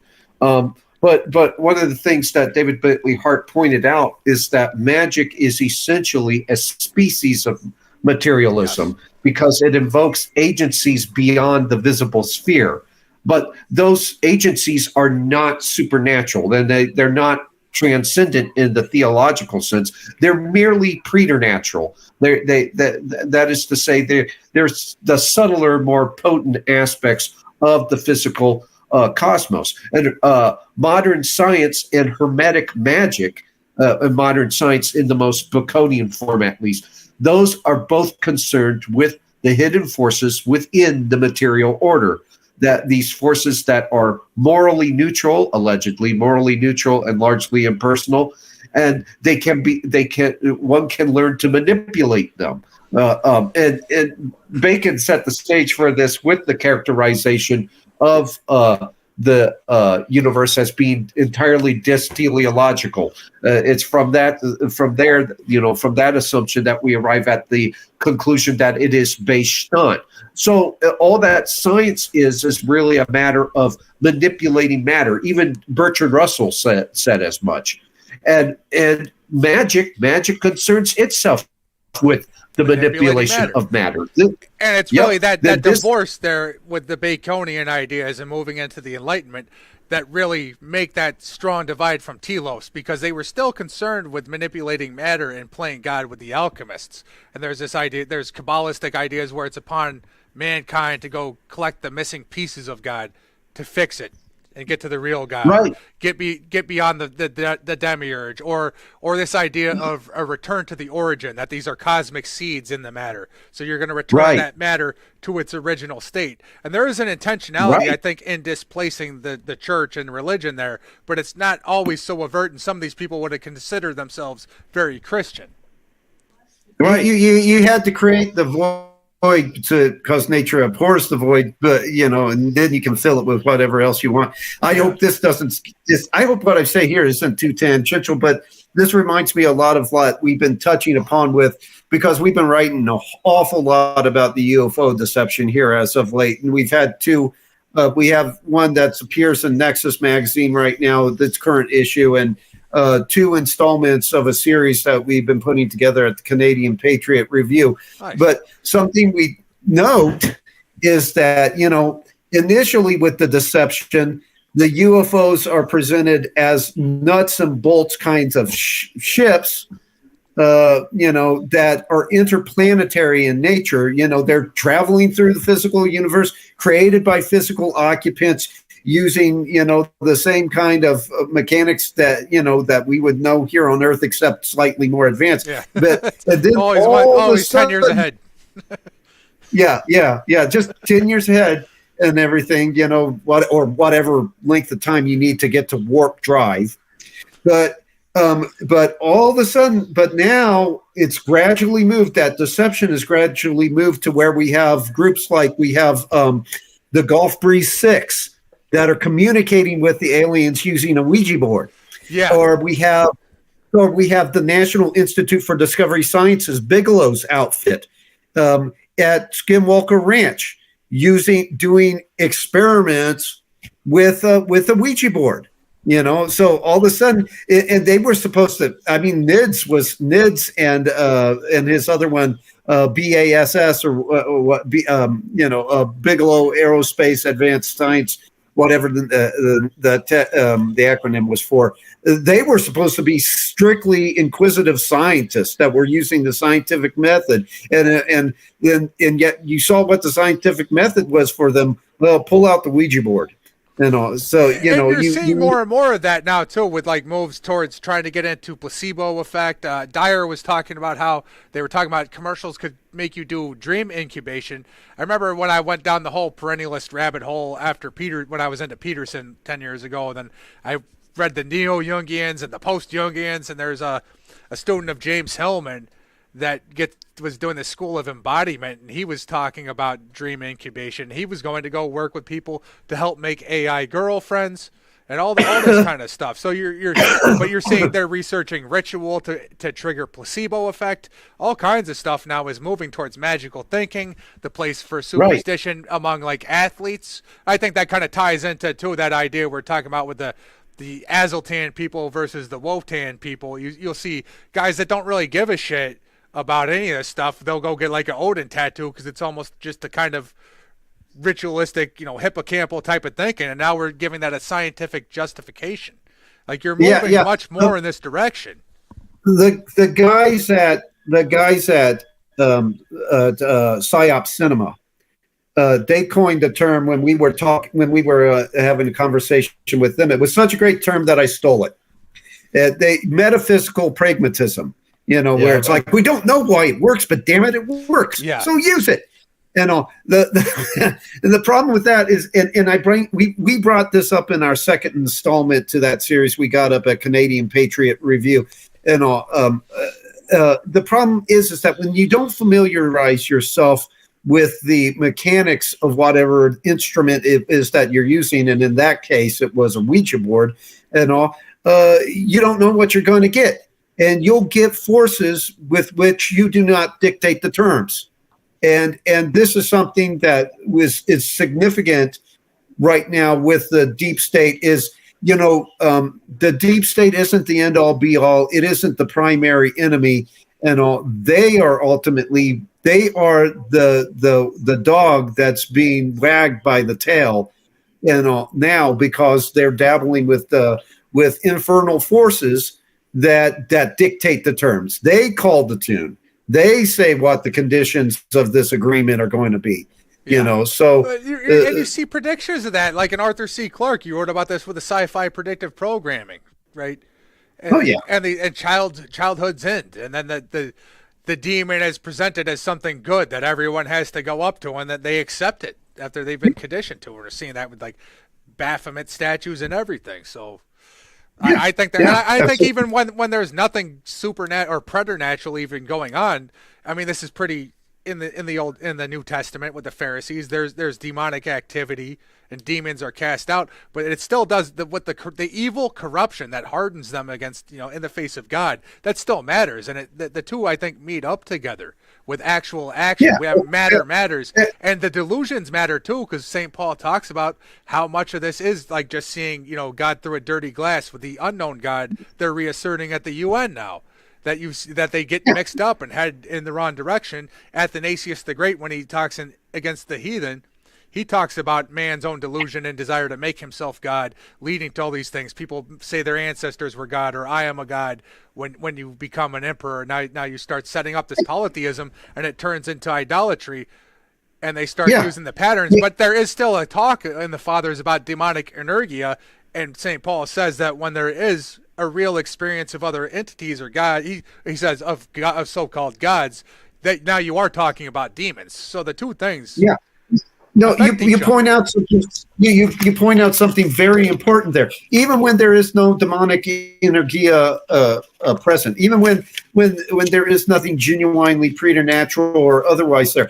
Let's say that the witch there at the World Economic Forum, that all she blew in those people's face was spit. Yeah. Okay. It doesn't matter because the practice itself, the ritual itself, and the principles embodied in the ritual and what they're participating in has a deleterious effect, a very deleterious effect on their psychology. It makes them depraved. And I would argue that they're developing a pathology, and not a good one, a kind of pathology that requires incarceration, because they're a danger to themselves and to others, to all around them. So, I think what's worse than that too, developing that pathology, you're seeing people dabbling in these things who can be successful and do a little bit of good, but then they normalize it for everybody, and it becomes a disaster once it gets to everybody else. There are people that are successful. I believe that it's a lot like that Black Sabbath song, Too Late, where, Ronnie James Dio says, it's too late. You said the words, it's too late. Something heard you. Yeah. You say the words enough. You do those invocations enough, something's going to hear you. It's much like the excerpt from Stranger Things. All she's doing is what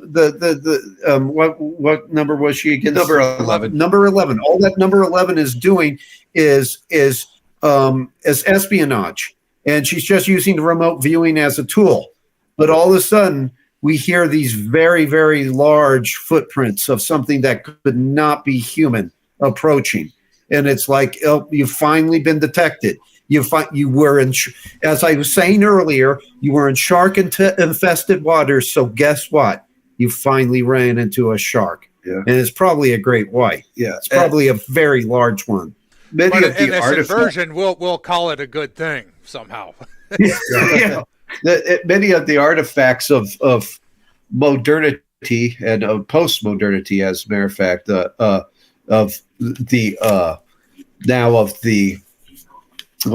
guess you would call it the computer nerd milieu, are actually now taking on qualities of the occult. For instance, the mouse is becoming a planchette. The computer is becoming something of a Ouija board, at least the way that it's being used by the Silicon Valley entrepreneurs. They've become involved in the occult.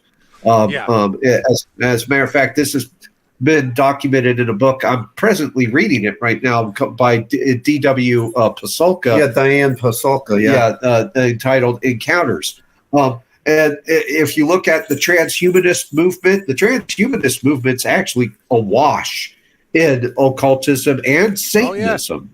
And there was and going back to the Rosicrucian Enlightenment too, they always had these types of goals. So, right, yeah. Well, I mean, like, to go along with that, there was one. I forget if it was New York Times or the New York Post, but there was a writer in there that was giving an anecdote of something that happened with him. He had an AI program, some kind of AI program up on his computer, and he was talking to it. And then he let his small son, his child, speak with this AI as well. Probably not. He's letting him talk to this thing, and it becomes very much like a small child speaking to an online predator. Is your mom and dad at home? Do you? Yeah, I'll have to look the article up. Does your mom and dad love you? Do you believe in God? Yeah. Starts asking him these weird, strange questions, and so the father takes it away and says, "I don't know what that is, but that's not a computer talking." Right, exactly. And Well, AI, artificial intelligence, and again, and this is another point upon which I agree with David Bentley Hart. And again, no, I don't. Theologically, I couldn't be more at variance with David Bentley Hart. But David Bentley Hart's critique of hard AI theory is actually quite good. You just have to pick these things up, out of his work with a pair of tweezers. But one of the things that he makes it abundantly clear is with transhumanism. Transhumanism is basically premised upon it's inspired by computational functionalism, which has come to dominate the cognitive sciences in recent years. But computational functionalism, it analogizes the brain to informational processing software. So all the mental states we experience, like pains, beliefs, thoughts, desires, all of those, they're reduced to computational states in the brain.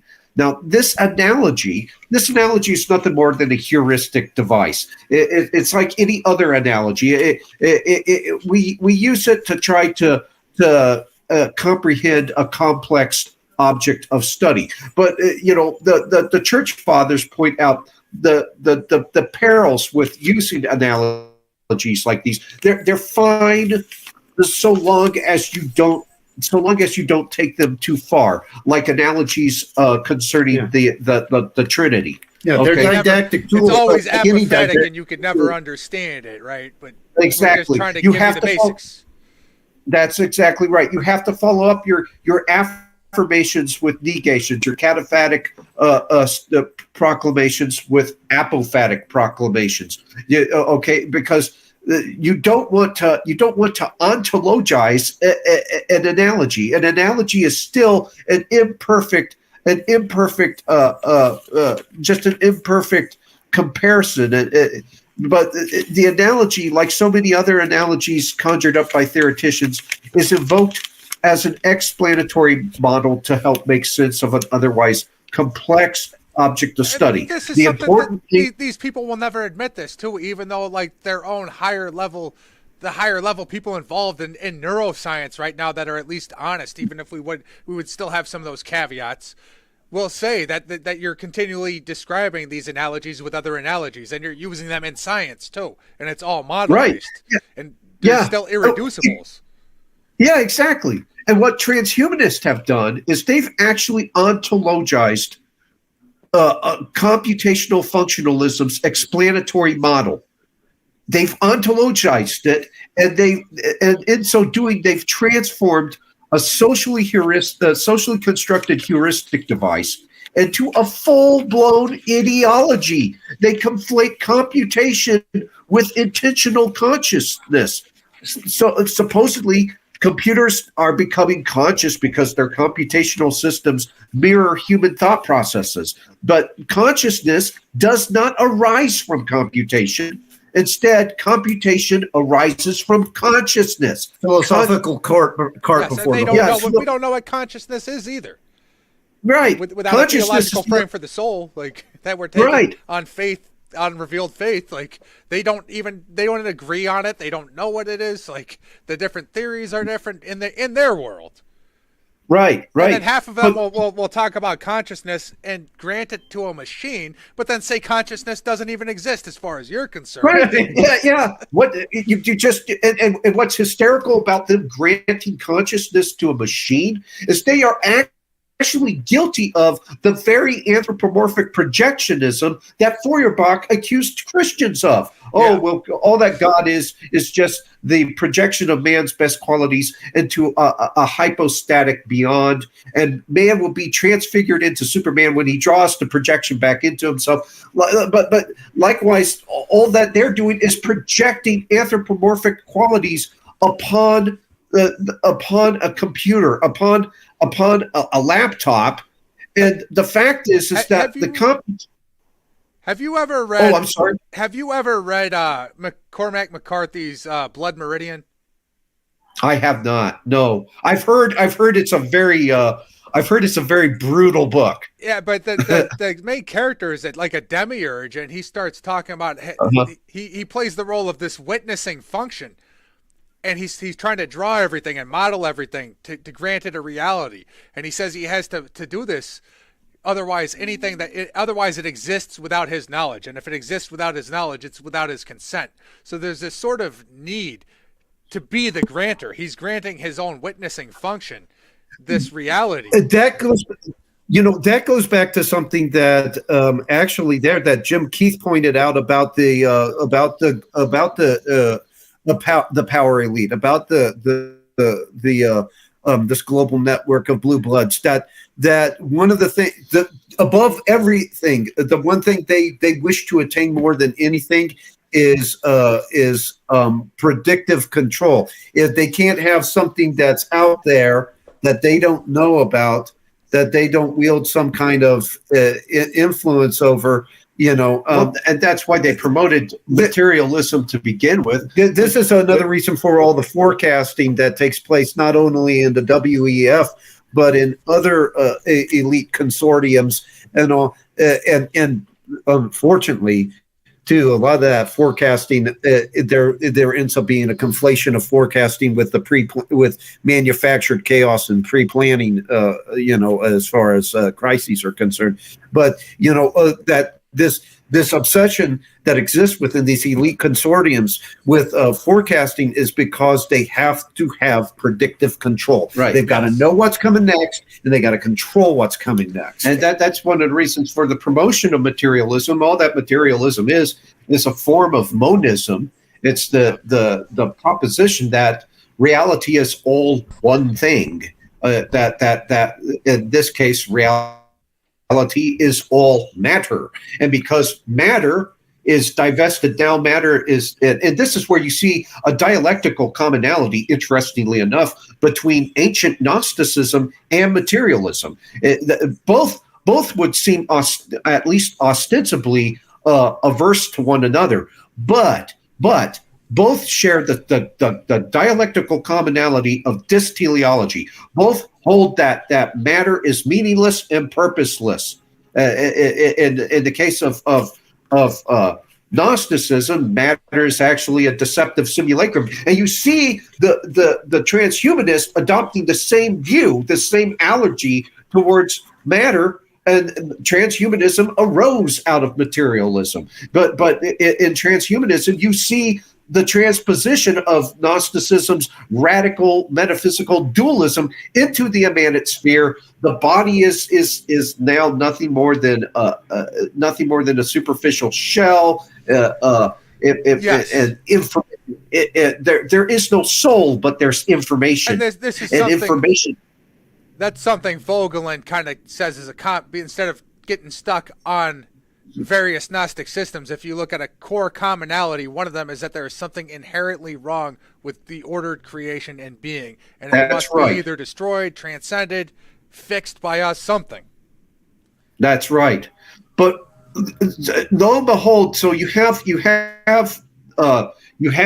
this new variety of Gnosticism with transhumanism, and in Gnosticism, in classical or ancient Gnosticism, you had always with their alternative creatologies, their alternatives to the traditional Genesis account. You have the view, this inverted hermeneutic where humanity's imprisoned in Eden by an evil, the archon of arrogance, an evil God, and who happens to be the incognito savior, serpent. the serpent. And Serpent, and lo and Prometheus. behold, Prometheus, lo and behold, what do you have in transhumanism? You have individuals like Max Moore, the man who first presented the term transhumanism in its modern sense, writing tracts like "In Praise of the Devil," wherein he presents the portrait of God as being an evil tyrant. Of course, he doesn't countenance the existence of God, but that's completely immaterial. This nonsense where these Satanists want you to believe that they're making a meaningful distinction when they say, "Well, we're atheistic Satanists. We're not like the theistic Satanists. We don't believe that there's a literal." But they both work for the devil equally well, right? Yeah, exactly. LaVey or Aquino, hey, it all comes to the same end. Yeah, it all arrives at autotheism, at the belief that man is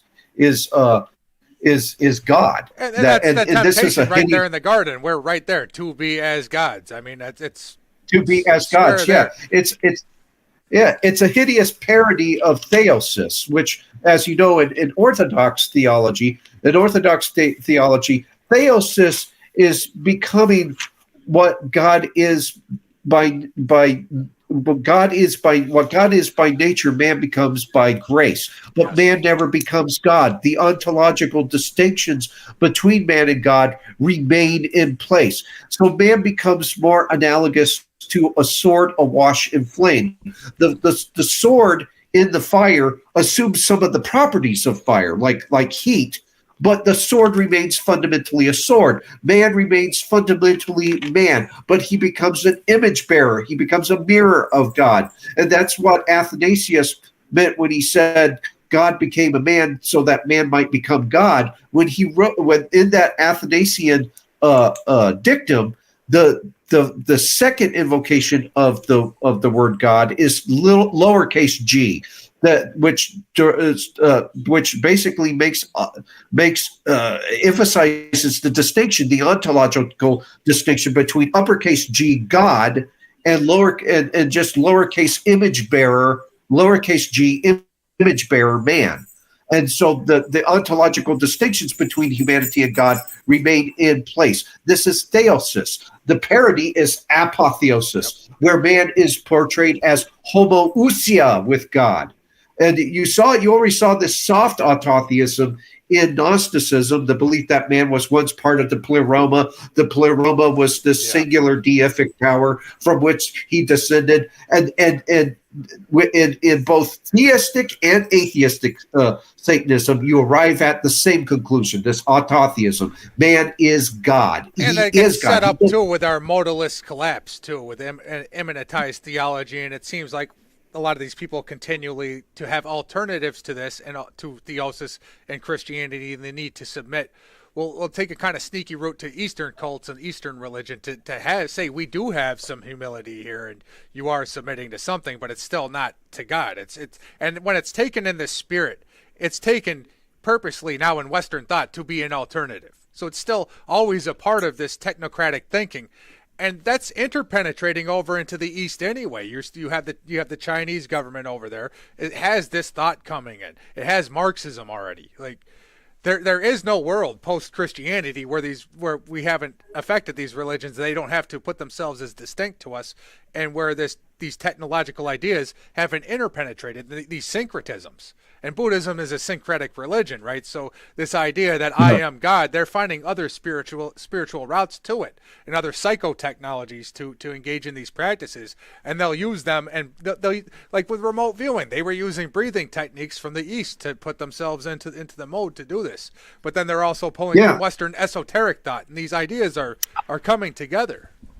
Yeah, with you also see with the case of mystical imperialism, where these Orientalists were trying to bring the various contentious factions of empire together in Britain. It's like, well,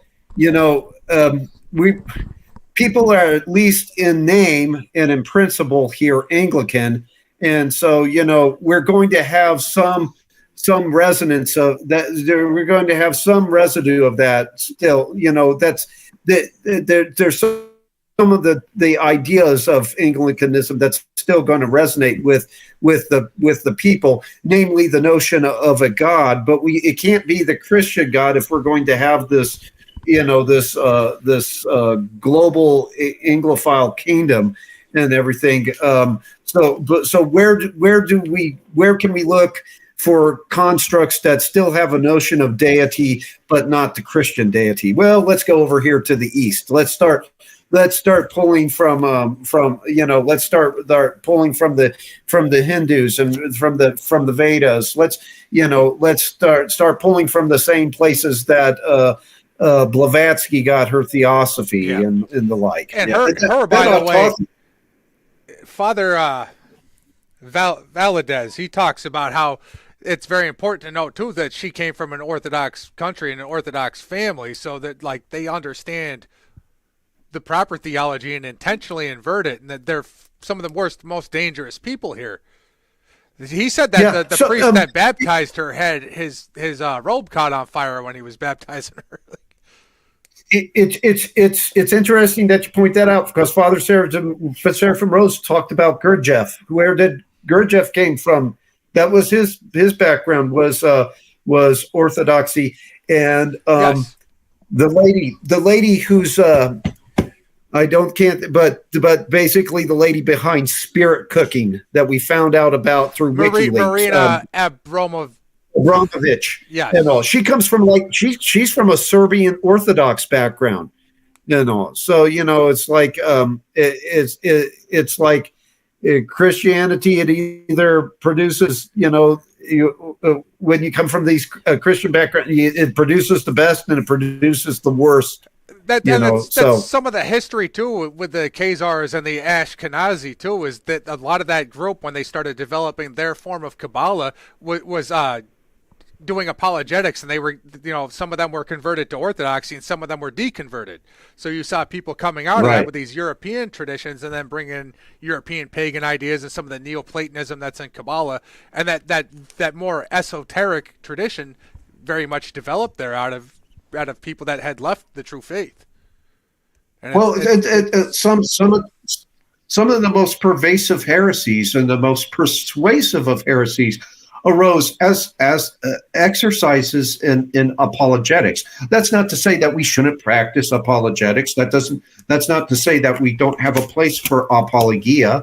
Okay, we need to offer a defense of the faith. You have to be careful how you approach it, because how did the Arian controversy begin? Well, Arius was trying to find a way to answer the polytheist. He was trying to, because the polytheists were asserting that because there were three qualitatively distinct hypostases that comprised the Trinity, that Christians were just polytheist, and so Arius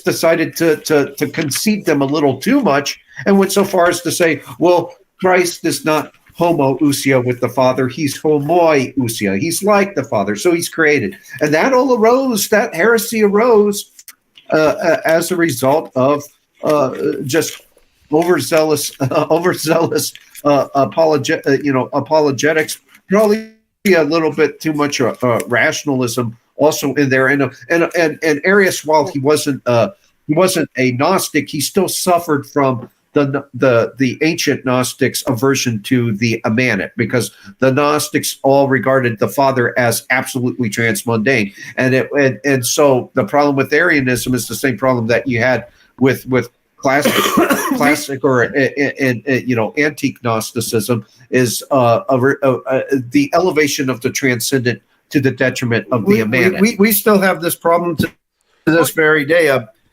One teacher in the Christian world, from Protestant background, Tony Evans.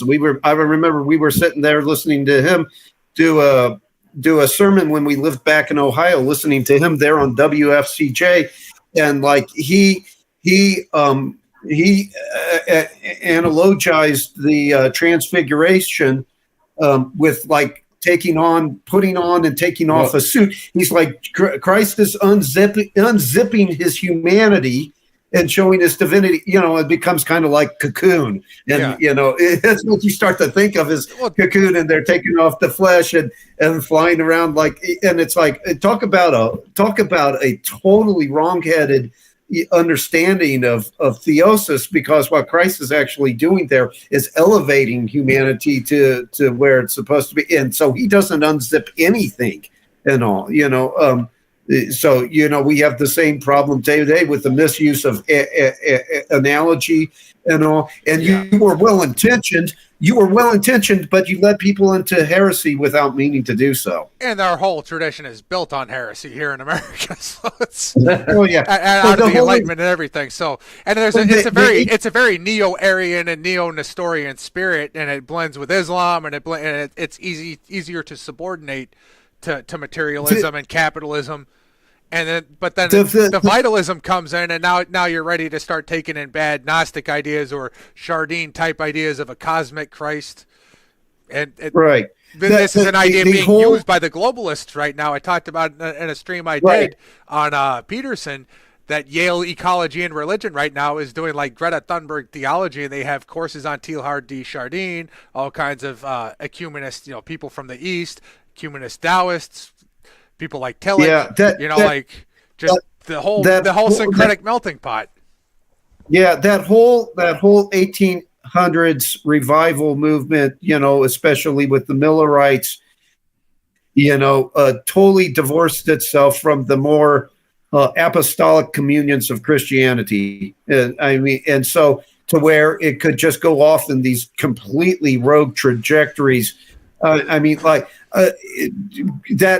whole revivalist thing, acted as the context, as the backdrop for the rise of the Plymouth Brethren, and it's from the Plymouth Brethren that we're going to get and here we're back to another dialectic, the apocalypticism, the fundamentalist apocalypticism of dispensationalism, of Darby, of the Schofield Bible on one side, and then the satanic apocalypticism of Aleister Crowley, because Aleister Crowley came out of the Plymouth Brethren, and he comes up with a whole apocalyptic system that's ready-made for the Satanist. That's there for the Satanist and all, and both are complete distortions of eschatology, mutilates eschatology, proper eschatology, makes it irrecognizable, and has led to some very bizarre and very dangerous political manifestations, like the Temple Mount faithful that wants to blow up the mosque over there so a new temple can be built, and we all know what what the hell happened. Millet was just signing off on saying that they should rebuild the temple. Yeah. And you all know what's going to happen if you blow up the Alaska mountain. You know what's going to happen if you blow that mosque up. You're going to set that region on fire. Yeah, absolutely. And you're seeing these competing eschatologies all want to do that, right? The Muslims want to assert their eschatology and kick us out of there and kick the Jews out. The Jews want to make their false Messiah, and if they bring the whole world into apocalyptic warfare, they believe they'll rebuild from the ashes, and then everyone will be under their earthly kingdom with their Messiah. Right. The transhumanists that don't want to get in trouble and want war powers and want to get back into Russia, they have a singularity. They want to play God, and they want to have the Omega point. Like you're seeing, they call themselves materialists, and they play these games, and they're moving us towards tradition, very old school religion in a very serious, winner take all game. And Russia too. Putin, with his pragmatism, he was there at one point and prayed for the temple to be rebuilt, and now he's turning on Israel and siding more with the Muslims. But this right. We are right at the precipice of this becoming of Lebanon. Right now it's Gaza. It's just Gaza with proxies involved and all, but of dragging Lebanon, of dragging Syria, of dragging Iran into the conflict and all. So, I mean, all we need now is some of the activism of groups like the Temple Mount Faithful or John Hagee's church or John Hagee. something like that. John Hagee's got To multi-million-dollar light the ads on match. Fox right now. He's Yeah. got multi-million-dollar Yeah. ads on Fox. There's multi-million-dollar ads on Fox also for the Rapture. Like, so, You're right. are you tired of doing Yeah. your job there and never being treated right? Well, you could just disappear up to heaven. Yeah. Yeah. And the rapture is vintage Gnosticism. It doesn't Yes. entail the redemption of Earth. It's just the evacuation of Earth. And the rapture is just really the product. It's much later theological innovation. If you support it, The though, Bible. if you support the rapture, you'll get paid for blessing Israel, though, in the meantime, right? So, Oh yeah. Oh yeah. Yeah. Big time. Real green. Real green, real money, and real money. And the funny thing is that on in the that's a pseudo Christian. That's in the pseudo Christian milieu. You also have another rapture, the techno rapture of the singularity. yes. Offered by transhumanism. These eschatologies. These eschatologies are all just really just emanatist Gnostic eschatologies, the most of which originated here in the West, and but they all involve the transposition of Gnosticism's radical metaphysical dualism into the immanent sphere, antagonistic binaries, from the pneumatikoi versus the sukeikoi to now to the antagonistic binaries like East versus West. That's all that Yeah. the Cold War was. The Cold you War see that, was Manichaean technology. Yes, and Jung also sides with the Manichaeans, right? And he talks about about this with DPH, how he brings up that these are UFOs are technological angels, and he's moving in this direction, that to handle this new technology and the fear of the bomb, that we're going to have a new type of consciousness or whatnot. Well, one of the things he says in that UFO essay that was really like, he just switches gears right at the end, and he talks about how people were seeing like white UFOs and red UFOs, and this is like the white virgin and the red sulfur king from Russia versus America, and they're going to have the conjunctio or the divine marriage and blend the two systems together. So that was his premise right at the end. It was something like a Fabian synthesis.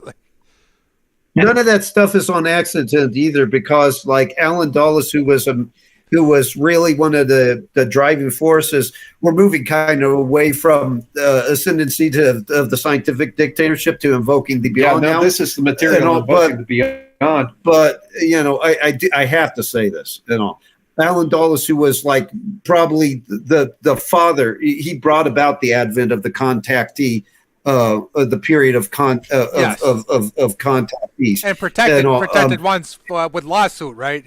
Who was the one guy who said he would sue? But but he turned to Hune and Hune's writings on flying saucers and just his whole spirituality as a frame of reference. Hune and he knew Hune. They knew one another. They shared a mistress among them, Mary Bancroft. Clover Dulles, his wife. Jung also worked with Edith Rockefeller and hypnotized her into thinking she was King Tut's reincarnated wife, and she'd run around like dressed up like the chick from the Mummy movies and spread all kinds of radical feminism. He worked in Tavistock. So these people, I mean, this is where you've talked about them bringing the Nazis over, and Alan Dulles and these OSS people talking about how these would be good for psychological Weltanschauungskrieg. It's Weltanschauungskrieg. Yes. Yes, so we also, along with those Nazis, we also brought over Histmat people, and we brought over people that were a little bit more Marxist in their Nazism, that were like informants, and Jung was an informant on Hitler. So this Yeah, would be part yeah. of that group, and they're using this And- weaponized psychology, so they consider that a science where there's qualitative things as long as they can instrumentalize it. Like Fauci, he Yeah, does Tavistock you know Jungian that- shit where he speaks in opposites, and then he contradicts himself because it freezes up the masses, and now you have maladaptive responses, and you don't know what to do. So this is a guy that worked directly, like you're saying, with Alan Dulles, Devil's Chessboard. Like, Yeah, and the interesting thing is, he refers to UFOs as technological angels, and you see chronically in ufology and in pop culture artifacts that surround the UFO phenomena, in particular, Close Encounters of the Third Kind. This angelic motif constantly reiterated over and over again. Well, for instance, in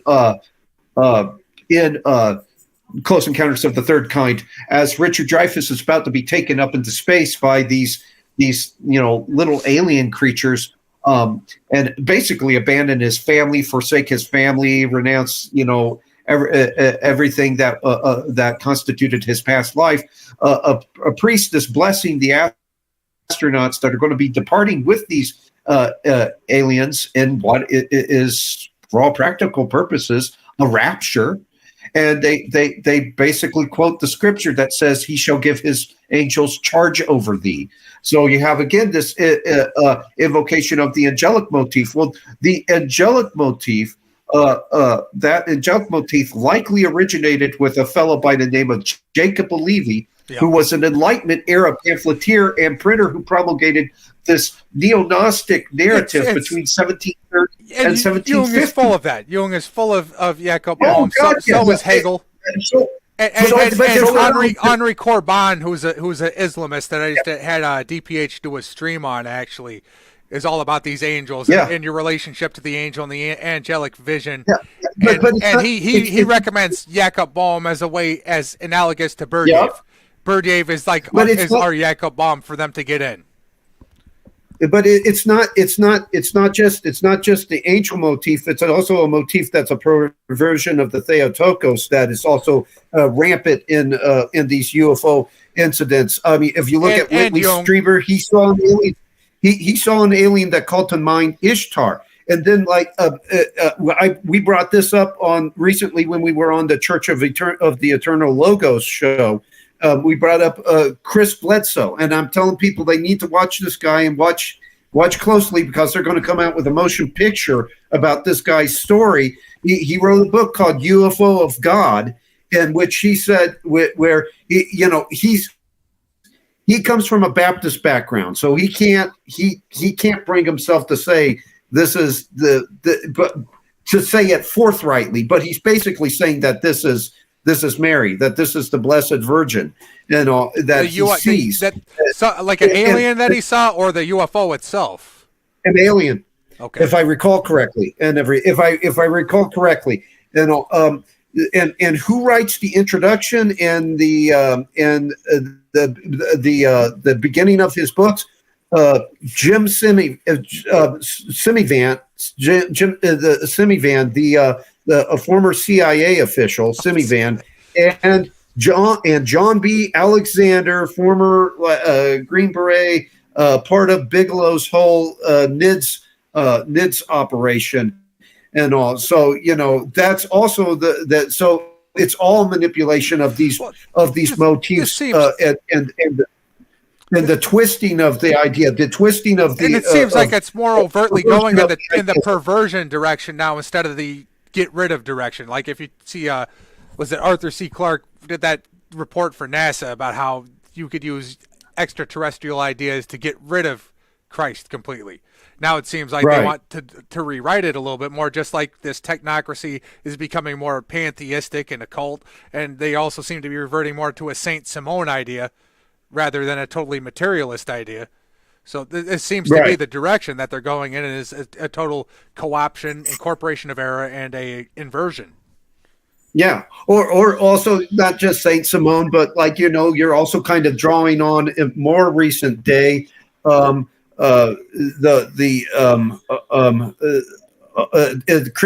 Gramsci, and you're doing a walk Antonio through Gramsci. Antonio Gramsci, and you're doing a march through the institutions, Right through and you're the just clearing out institutions, you're clearing out those institutions. You're keeping them there, but you're using them. You maintain the iconography, you leave that in place, but all of the content, the propositional content thereof, is completely and totally gone. These conservatives too, the neocons and the religious positivists, and a lot of the Protestants have set this up because they've treated it as not Comte's positivism, but religious positivism and legal positivism. And some of these people too that don't even believe in it, but they see the value in it. They take this kind of Burkean approach. It's valuable. Don't throw it out because it's like a volcano, and if you mess with civilization, you don't know what's going to break apart. So, but we don't really believe in it, and we think it's dumb. And so it's just something that we're just doing as a social club.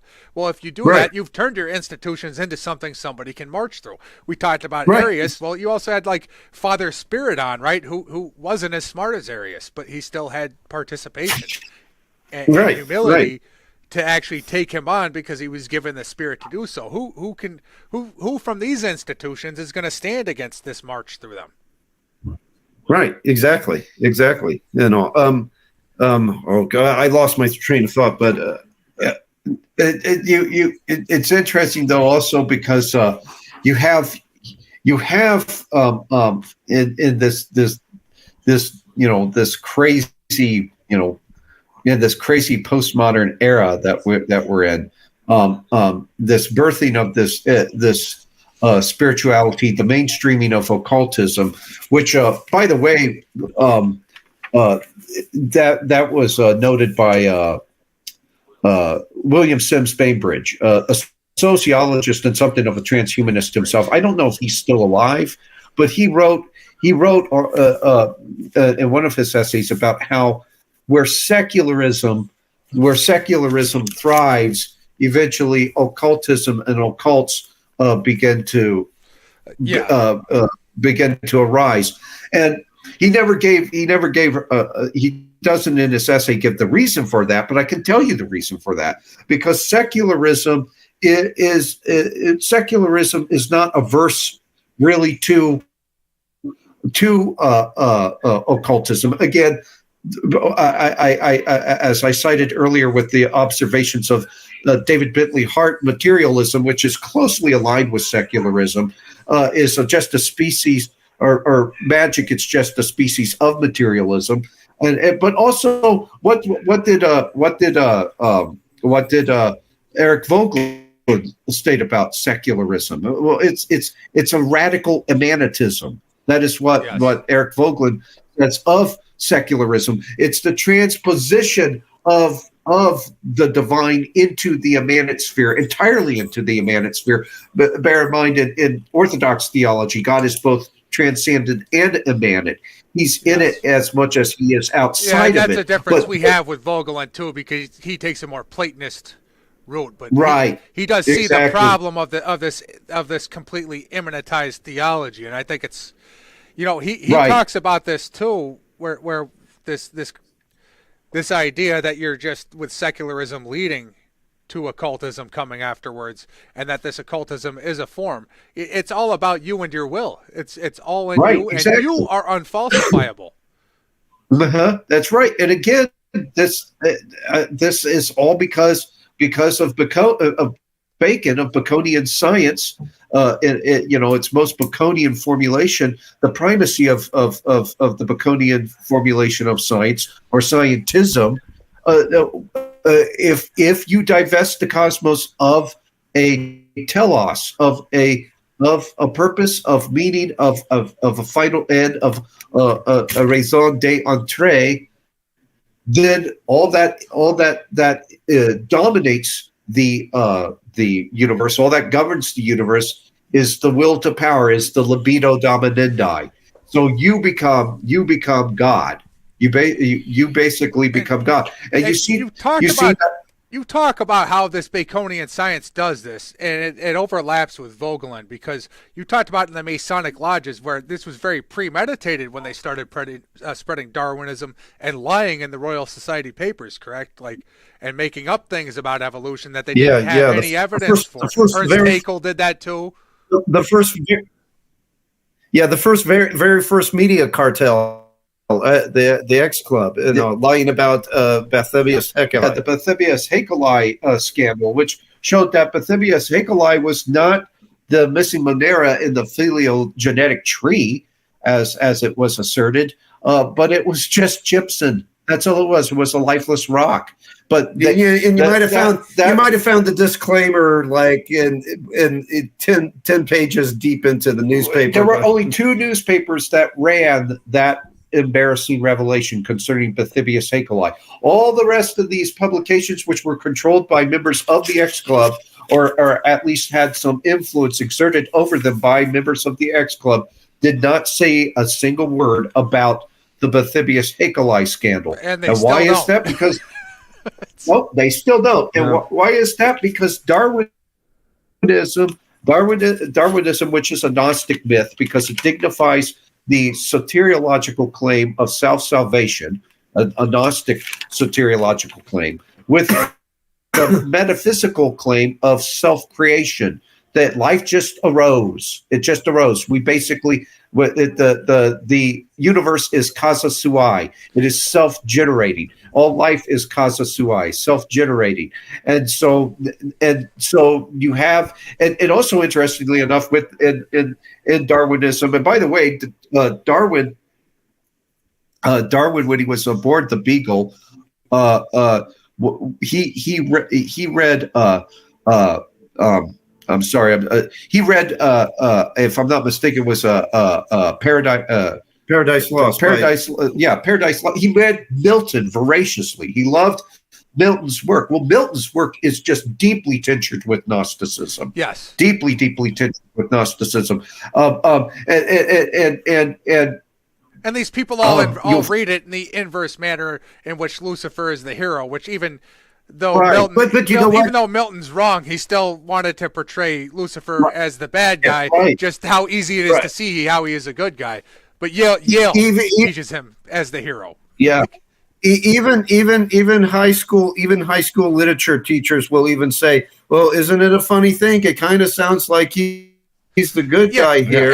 And they'll cut out the parts that say he's not a lot of the times in the course because they abridge it, right? So, of course. Yeah, the same way that they cut out the part in the story of Prometheus. That's what. Karl Marx omits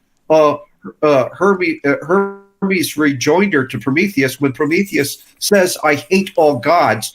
Marx omitted that in his dissertation to make it appear as though Misotheism was a heroic act. Misotheism being the hatred of all gods, and Misotheism was what the modern revolutionary was to embrace. Well, what does Hermes say? What is Hermes' rejoinder? He says, "I see that you have inherited no small madness." This is pneumopathology. This is psychosis, but a spiritual psychosis, a spiritual sickness. But if you look at Darwinism is just replete with the radical metaphysical dualism of Gnosticism. Instead of the pneumatikoi and the sukeikoi, now you have the fit and the unfit.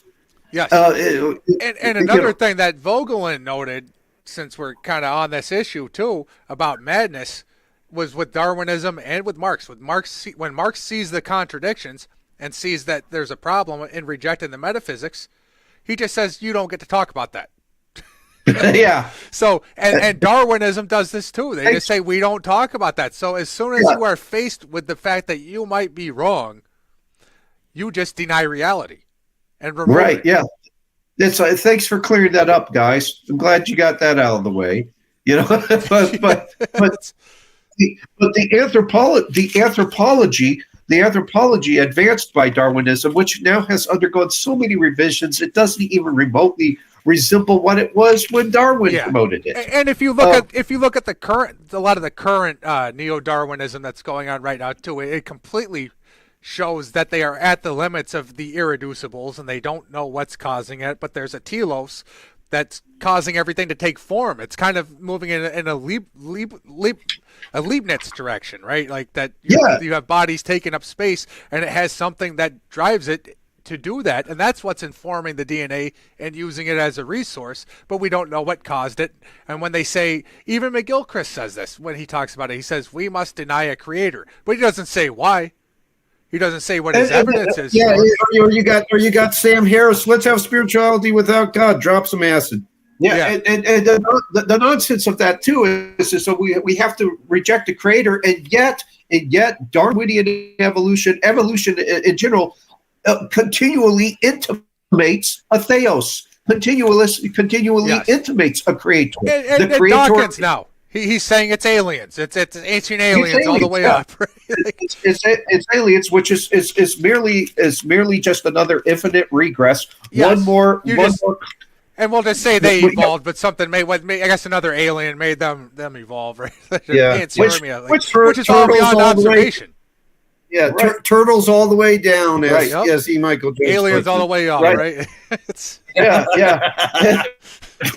But it's the anthropological assumptions of Darwinism that must be upheld by the elite, because that type of human being is one that can be controlled. That type of human being is one that can be called when necessary. Yep. Because Darwinism was heavily informed by Malthus and Malthus's statistics. Malthus's statistics, which were. Yep. Machiavellian. Machiavellian. There's something we should point out here too with this Malthusianism. I think you make a pretty clear case. This is almost like they have Malthusian succession here all the way up till today, through the Club of Rome, through all these eugenicists. You wrote about George Bush having depopulation eugenicists and Malthusians on his Republican committees. Yeah. That wrote about all this all the way up till today. And it is a very anti-human and evil type of ideology. And it was used also with capitalism with these elites back then when they wanted to give abortions to women that were, in the factories and the textile mills and whatnot. They used these types of ideas to not have to pay them. It said it would promote dysgenics. And you see a route into libertarianism there with Herbert Spencer into objectivism, like. The East India Company, that was a very capitalistic endeavor, but Malthus was a retainer for the East India Company. They relied on his statistics to basically legitimize their opium war against the Chinese. Yeah, and here's a use of drugs on the populace too. And these are the people that inherit the fortunes to start investing in big pharmaceutical companies. Like. Yep. There's a clear lineage. You talked too. I want to come back to Malthus, so I'm going to write this down so we don't. If we get on a tangent, we could get back to the influence here. But this line of thought, you talked about this too with these global technocracies, how the IMF was spreading these Malthusian ideas too into countries that they wanted to plunder. If you could elaborate on that for a second. Yeah, because they would give. So they're given bailout loans, and usually these bailout loans would be subsequent to some kind of destabilization, some suspicious destabilization campaign that had all the fingerprints of the Central Intelligence Agency or Western intelligence, generally speaking, on it. They caused chaos in this country, and this country is considerably destabilized. The example of Jamaica you give. Where Reynolds, where the Reynolds Plastics and the like, they pulled Operation Werewolf over there, the CIA, and it wrecked the economy. So here comes along the saviors, the International Monetary Fund. We'll give you a bailout, but there's bailout conditionalities, and those conditionalities say what kind of crops you can plant.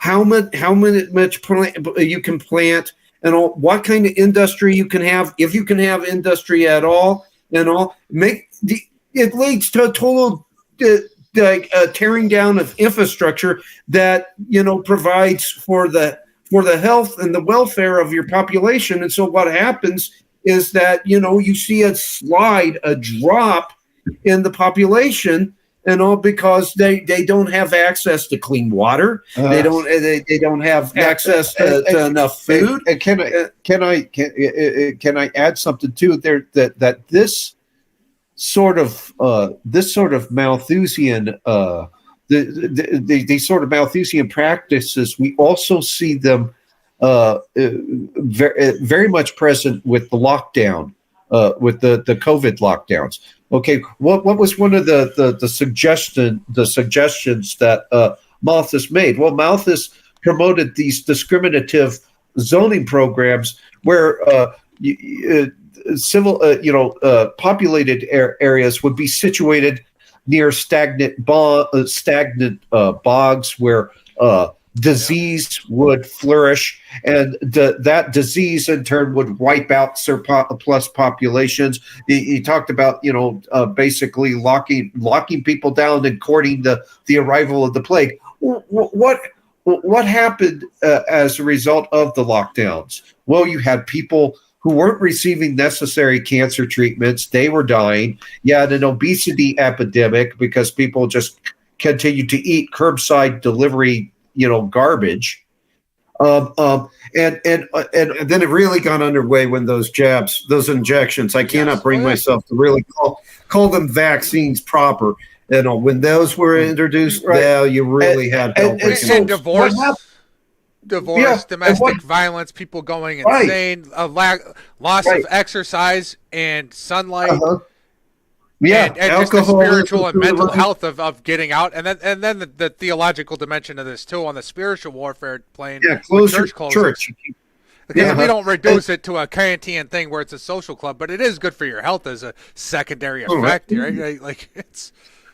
Yeah. Well, there's a corporate dimension to your faith.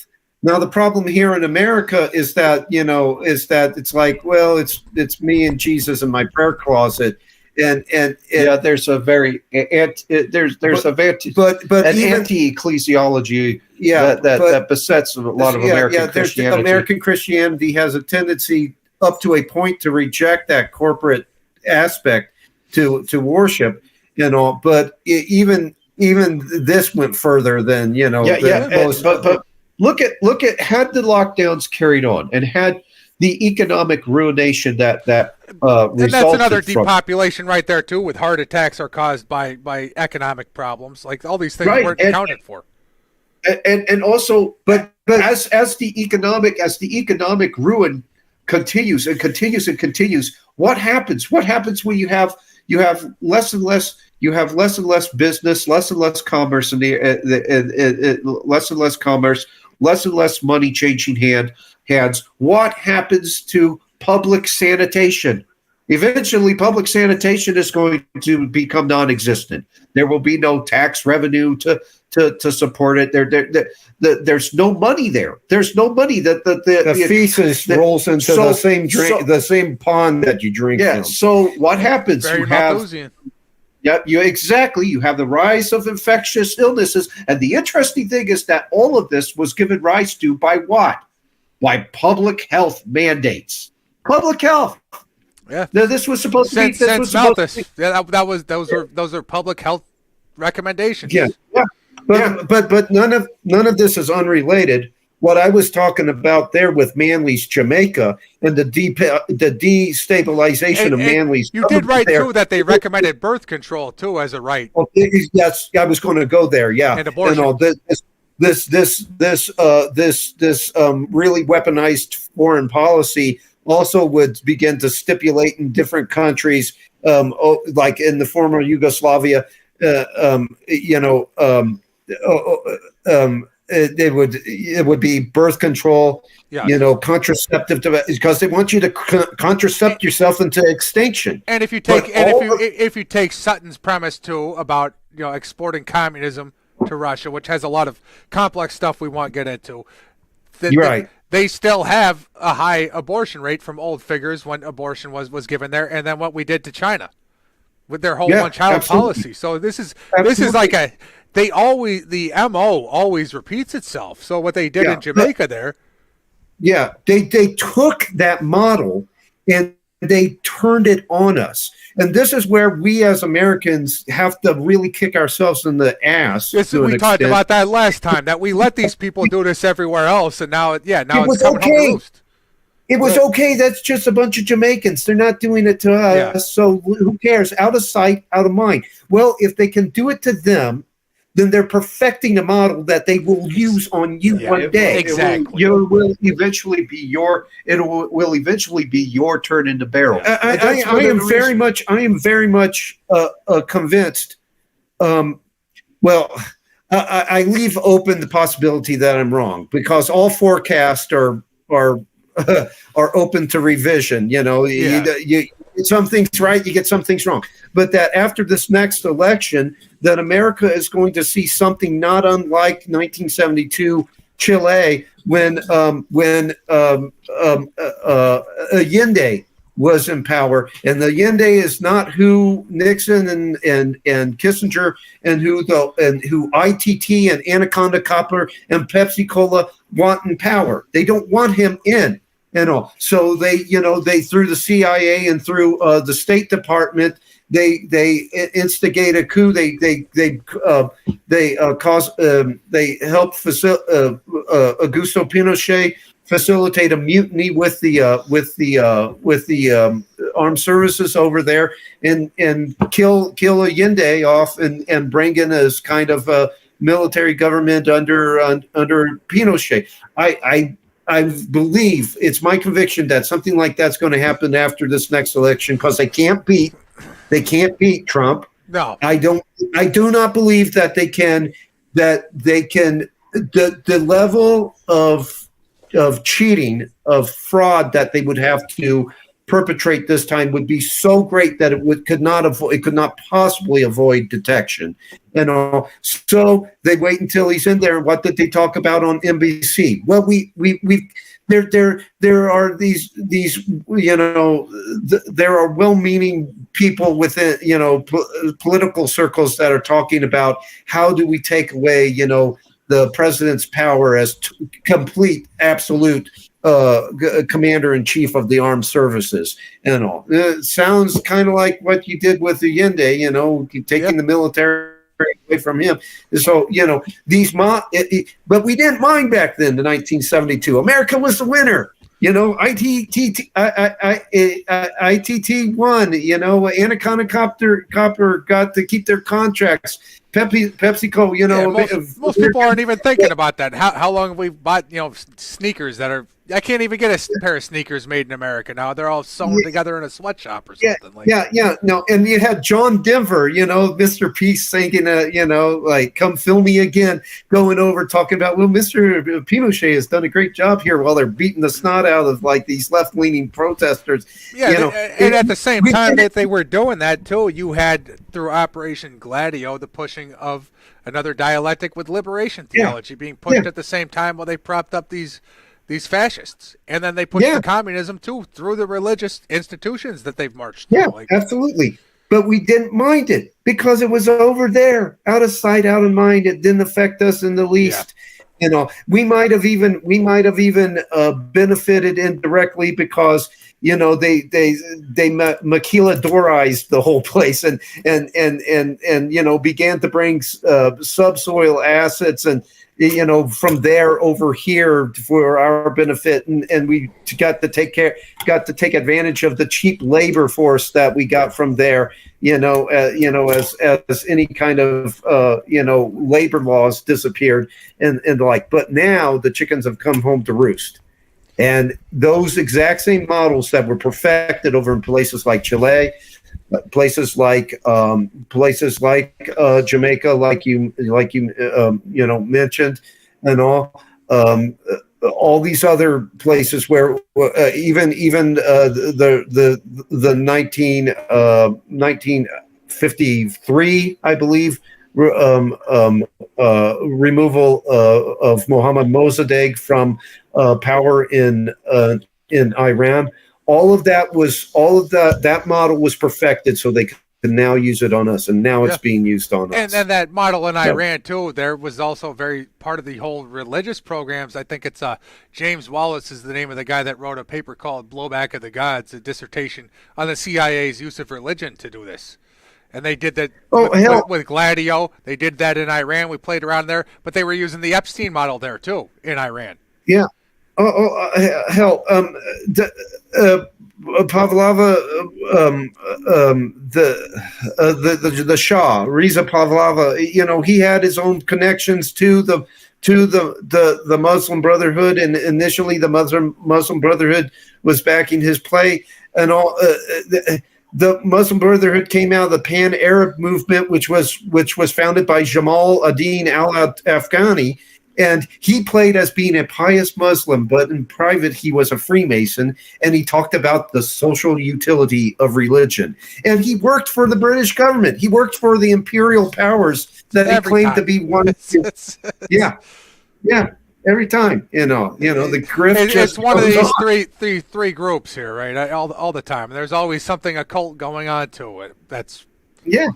Oh, yeah. And, Billington talks about that, too. The occult, it was off limits. You could never talk about it. I think it's because of empiricism, because if you want it to be taken seriously and have something seen as real, that's one. Yeah. You can't talk about that. I think the other is then it's going to look like the Christians were right when they say all this shit is evil, and you have weird occult shit going on every single time.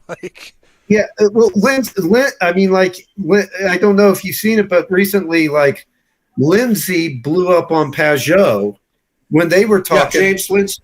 James Lindsay blew up on Jonathan Pajot because Jonathan Pajot points out he's like, hey, these guys, Enlightenment figures that you love, those are your boys, and you look, they had a fascination with the occult. It's sad. And he could not.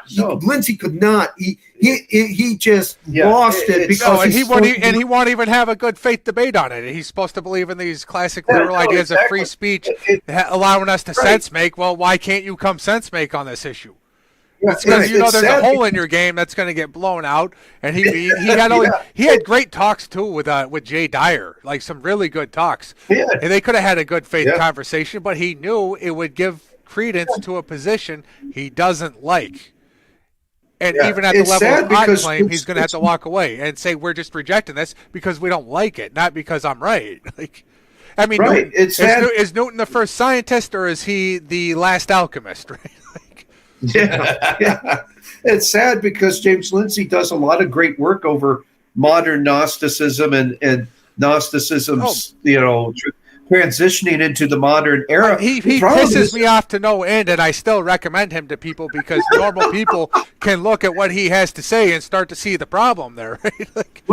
That's just it. I mean, the problem is that you want to know what the segue of between antiquity and modernity for Gnosticism was. It was the Enlightenment. It was the Enlightenment. Look at all the Enlightenment ideologues. Plato's Closet. Voltaire wrote. It wasn't Plato's Closet. It was Plato's. Plato's Dream, I think, was what it was. Wherein Voltaire completely, totally reiterates Gnostic cosmology. Okay, you have him. You have Jacob Olivi again. Jacob Olivi and his latter. You have Spinoza. Interplanetary Gnosticism. You have Rizzo. There's Gnosticism there with Rizzo because Rizzo rejects a telos. So did the Gnostics. There's the dysteleology of the Gnostics, and also the Gnostics refused to impute corruption to the will, to the will. Instead, they projected it outside of the will, outside of the intangible will, onto the tangible world. Well, that's what Rousseau does. Rousseau rejects the indwelling of corruption within humanity, projects it onto the external world. It's the corrupting force of civilization. Man must become the noble savage. And then what was one of the most notorious of all the Enlightenment subversive organizations, the Bavarian Illuminati. And the Bavarian Illuminati is loaded with Gnostic ideas. Even the code names, that they would take on. betray an affinity for pagan antiquity and all. Oh, yeah, and you see that in play too. All that stuff when it comes together in the French Revolution. I remember reading Le Bon's thesis on it. There's problems with him too. I would criticize as a pure essentialist, but his analysis is still very good. And he at one point he says the Brutus and the ancients and Lycurgus were never invoked so much in ancient Greece as they were in the French Revolution. Dude, but they would channel these guys and play act them while they were talking to each other. Well, Well, what does James Billington say there at the beginning of Fire in the Minds of Men? It began when men moved their candles from the churches to church altars to the Masonic lodges. Yeah. And there you go. Yeah. And the thing that's one of the chief contentions of our second book, Invoking the Beyond, and we make the case within the first chapter, I feel, is that the Enlightenment, which of course James Lindsay just venerates, was actually a Gnostic revival. And one of the chief theoreticians of the Enlightenment, and of course, being a libertarian, he hates the guy, but then you notice this with Ayn Rand too, but one of the chief theoreticians was Immanuel Kant. Immanuel Kant's epistemological revolution is so derivative of Gnosticism, it's just not even. The belief that the external world is perennially imperceptible. It's only a few steps away from saying that it's a deceptive simulacrum. And you saw this too. You see this because they'll say the laws of logic wouldn't exist without us observing them, because you can't see them anymore. Then, just because you can't see the totality of an object doesn't mean it doesn't exist. You can't see the whole of that phone, but it's the backside is still there, whether or not you witness it. Yeah. So this idea that Exactly. It's only what you observe. Now we don't know anything about anything, and there's no patterns out there to really know, and just call them numinosa, and then he puts the mysticism down to your. He understands that he's pretty much killed off the old god. So this is a solve et coagula, really, in praxis, because he understands he destroyed the religion. I mean, they say the French Revolution decapitated all these people, but Kant supposedly decapitates God. But then he puts your subjective experience as the thing. It's your gnosis. Exactly. Is given privilege. And he calls for a personal mysticism, which has to be Gnostic. Right. And what Iris Murdoch points out about Kant and about Kantian man, and this is as a result of Kant's ethics, that the categorical imperative, the belief that all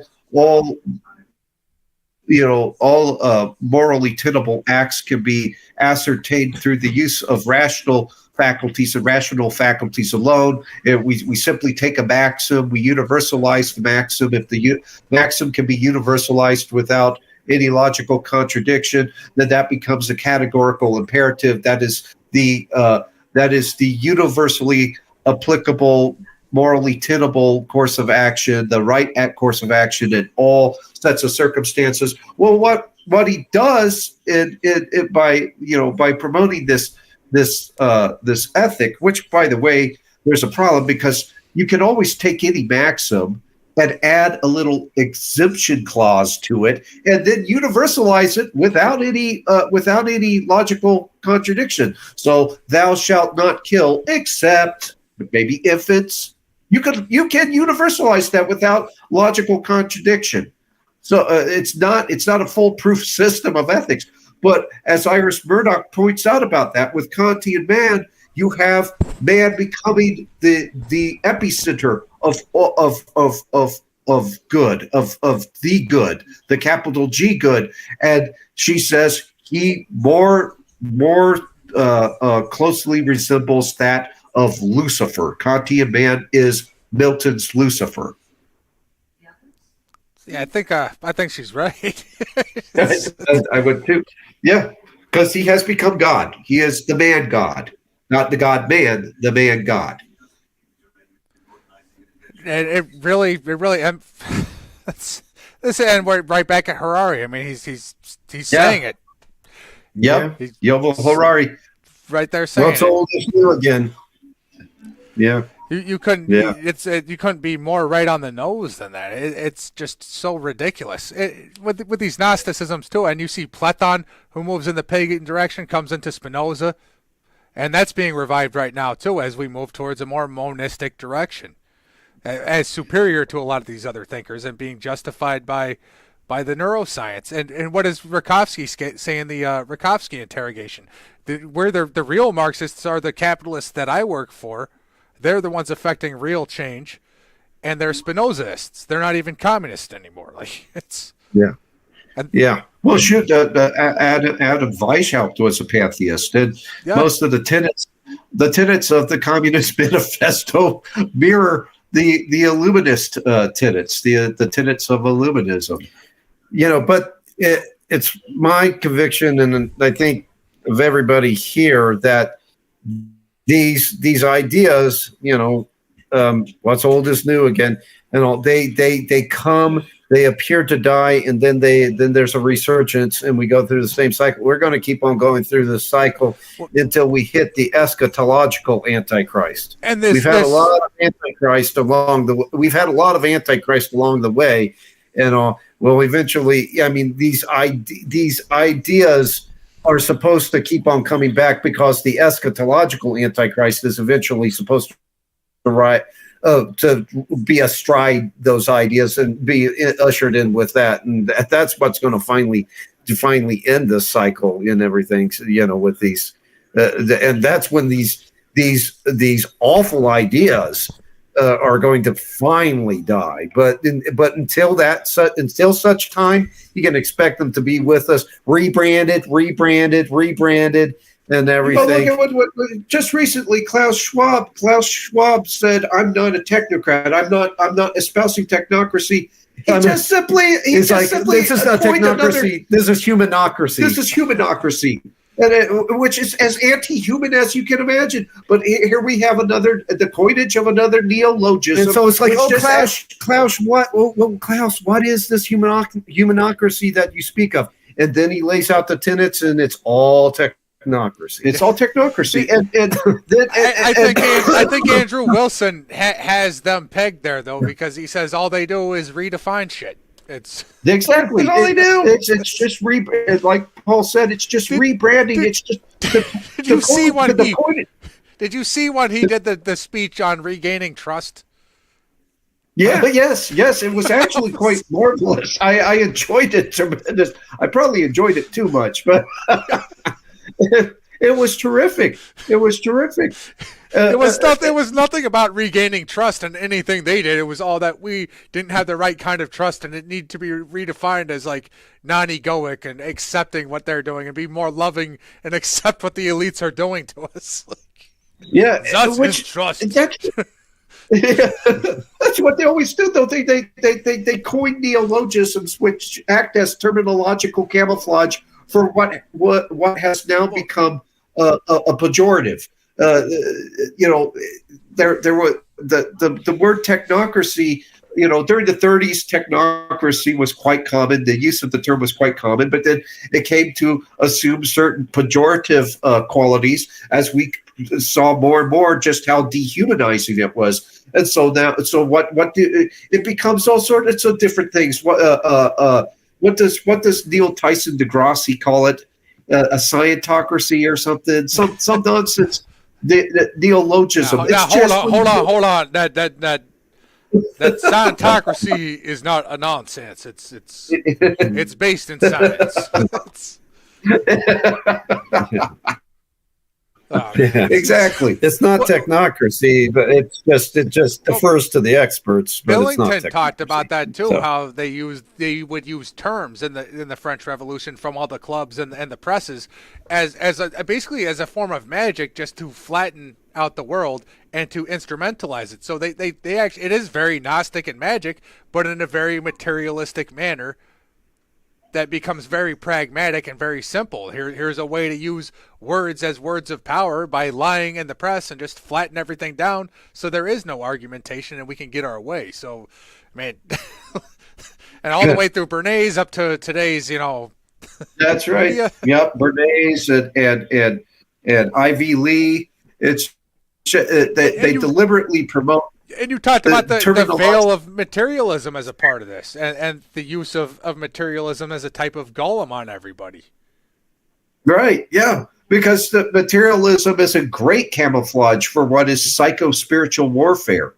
If you're busy, you think that it's that the problem is all glandular, or if it's genetic, especially in that case, and that's where you see kind of a Gnostic quality to eugenics, because there's this refusal again to impute corruption to the will.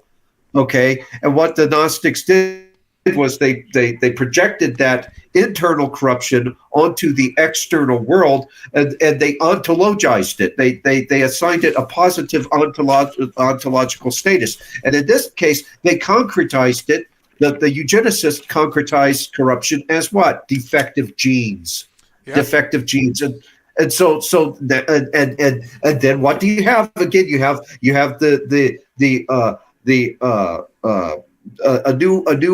a new Gnostic binary, a radical metaphysical dualism transposed into the immanent sphere. In this case, being the eugenically fit, and then the dysgenic, the defective, and that's all. That's yeah, the dysgenicoi. There you go. That's all. Just all that is just. All that is just it's the same language, it's the same binary, but it's masked by materialist terminology. They deliberately promulgate terminological inexactitude, so you can't see it for what it is. Yeah, and I mean the term that seems to be bandied about and most popular regarding this phenomenon today is rebranding, and unfortunately I think that rebranding will allow these just awful ideas to survive. Yeah, until we get to the actual end, which could happen in our lifetime or maybe not. We don't know, but as long as we're here. And all rebranding will allow them to go underground and then resurface again. You don't solve the presuppositional problems or the spiritual problems anyway, or the political theory issues that down at the bottom of that, at the more level of particularity.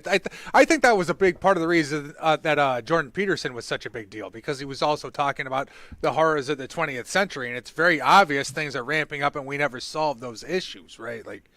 Right. Yeah. The pendulum keeps going back and forth between these types of things, especially in this manner since the French Revolution. You could definitely go back to the Renaissance and Romanticism and get deeper into it, but as a lot of you guys do and a lot of our thinkers do, and you've really organized that information, Father Seraphim Rose does too, but it's very obvious that we just keep going back and forth through different versions of it. Then we keep using this progressive dialectic to keep synthesizing these things. And then another possibility there, that kind of goes along with what you're saying, is that what constitutes the the Southern Rim today, takes the lead and gains predominance as the liberal Eastern establishment and their cohorts abroad with the World Economic Forum and whatnot. West, their power begins to wane, and they take the lead and they begin to introduce these, keep these ideas alive with a conservative kind of veneer to it, and until it shifts again to the liberal Eastern establishment, and once more and everything. So yeah, I mean, it just seems to never end until it finally does end, when it finally hits the wall. I think it's pretty clear too that it's they're moving towards their more extreme and overt forms that aren't so camouflaged, even if it maybe doesn't happen right away.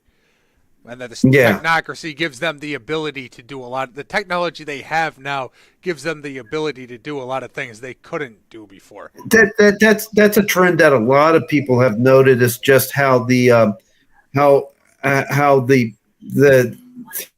the cosmetics are starting to fall away, Yeah.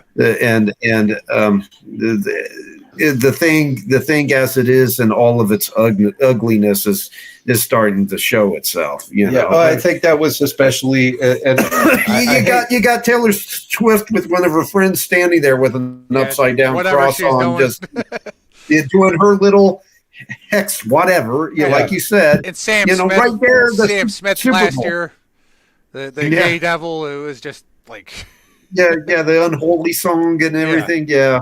It's just becoming so overt. You have the Grammys will be done like on an actual, the measurement for the Masons level, like.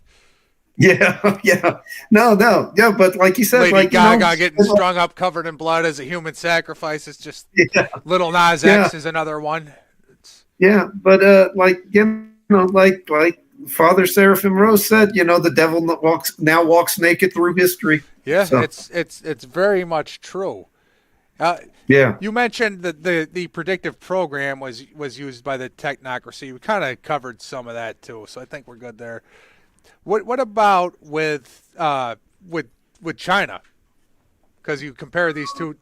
Maybe we should go with Russia before China as another scientific dictatorship. Yeah, it was a scientific dictatorship during the Soviet period of its history, and it remained so shortly thereafter. Although we've refined what we believe about that period of time, that post-Soviet era there. We relied heavily on Anatoly Golitsyn's writings there, and we talked about this last time. And what we've come to realize is that Golitsyn pointed out very real political phenomenon, different political phenomena, like a false liberalization campaign over there, changes that were cosmetic and only surface level. The problem is that Golitsyn applied the wrong hermeneutic, and we detect the fingers of James Jesus Angleton, who seemed to be the big Golitsyn partisan within the CIA. He was the biggest proponent within the CIA of Golitsyn, and so as a result of Angleton's and other people's influences, and probably just Golitsyn's desire to say what would make the boss man in the West happy, when he defected, and all. That whole false liberalization was not seen as what it was, which was a cover for the colonization of Russia by American corporate powers, Western corporate powers, and the like, and the imposition of technocracy, of a non-Soviet technocracy. A technocracy that was more of a Western model in the East, and instead of being seen as that, which is what it was in Golitsyn and his proponents here in the West, Angleton and people today, believe it or not, people today like Joe Skousen and J.R. Nyquist presented it as like. Soviet communism faking its death.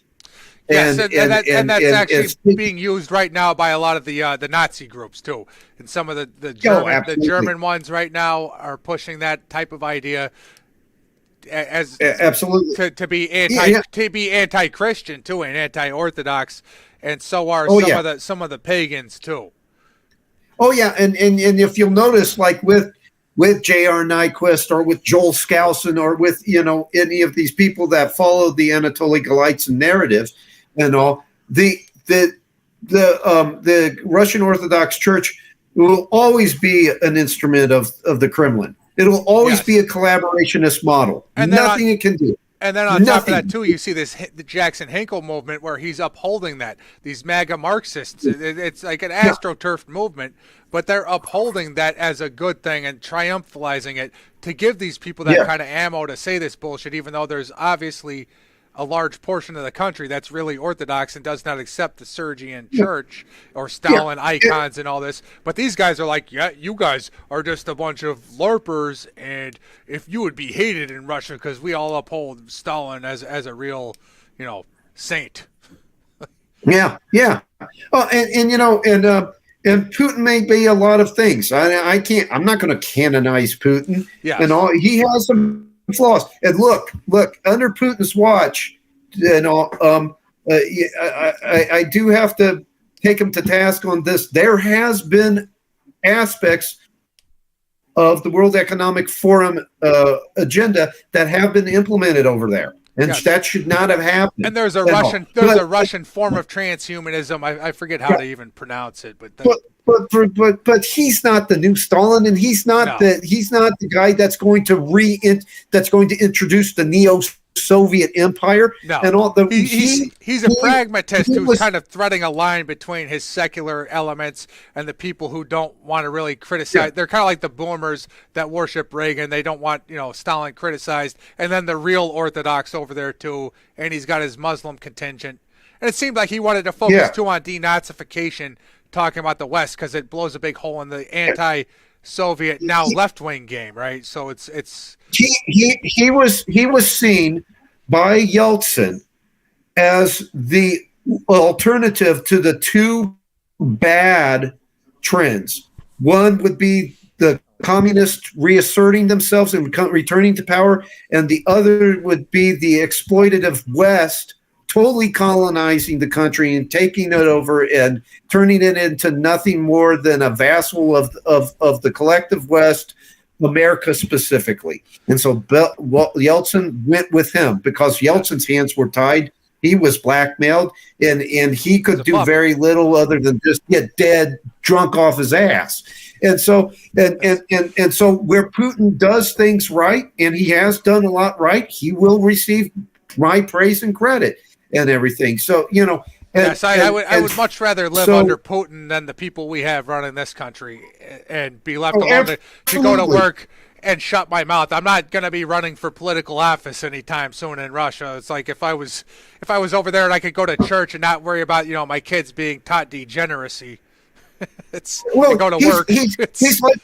He's like the mafia that's going to play a hard game, but they're not going to burn the damn neighborhood down. Exactly. It's a more it's almost getting a little.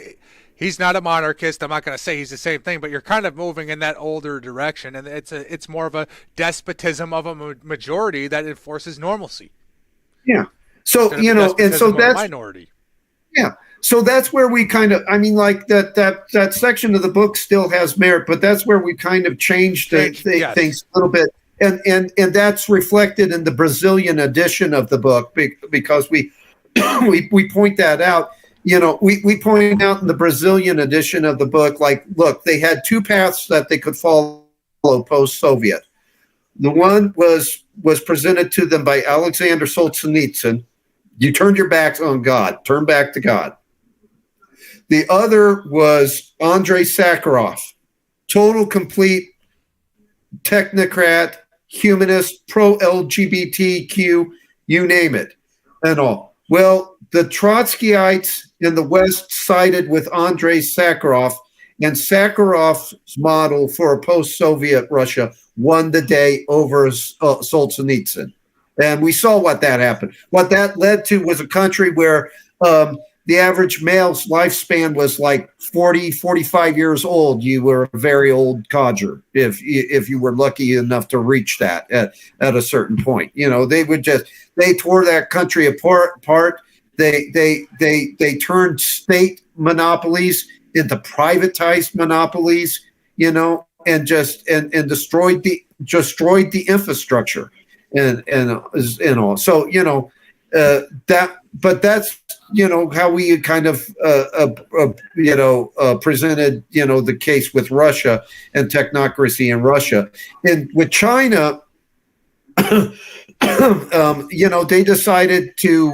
What happened was that the United States government, the Truman administration decided, well, we can deal with Mao over Chiang Kai-shek, and so they went with Mao, and with Mao and his unique kind of Chinese version of communism. You saw the introduction of a lot of technocratic ideas that brought us up to the present day, where it's not entirely communist and all, but it's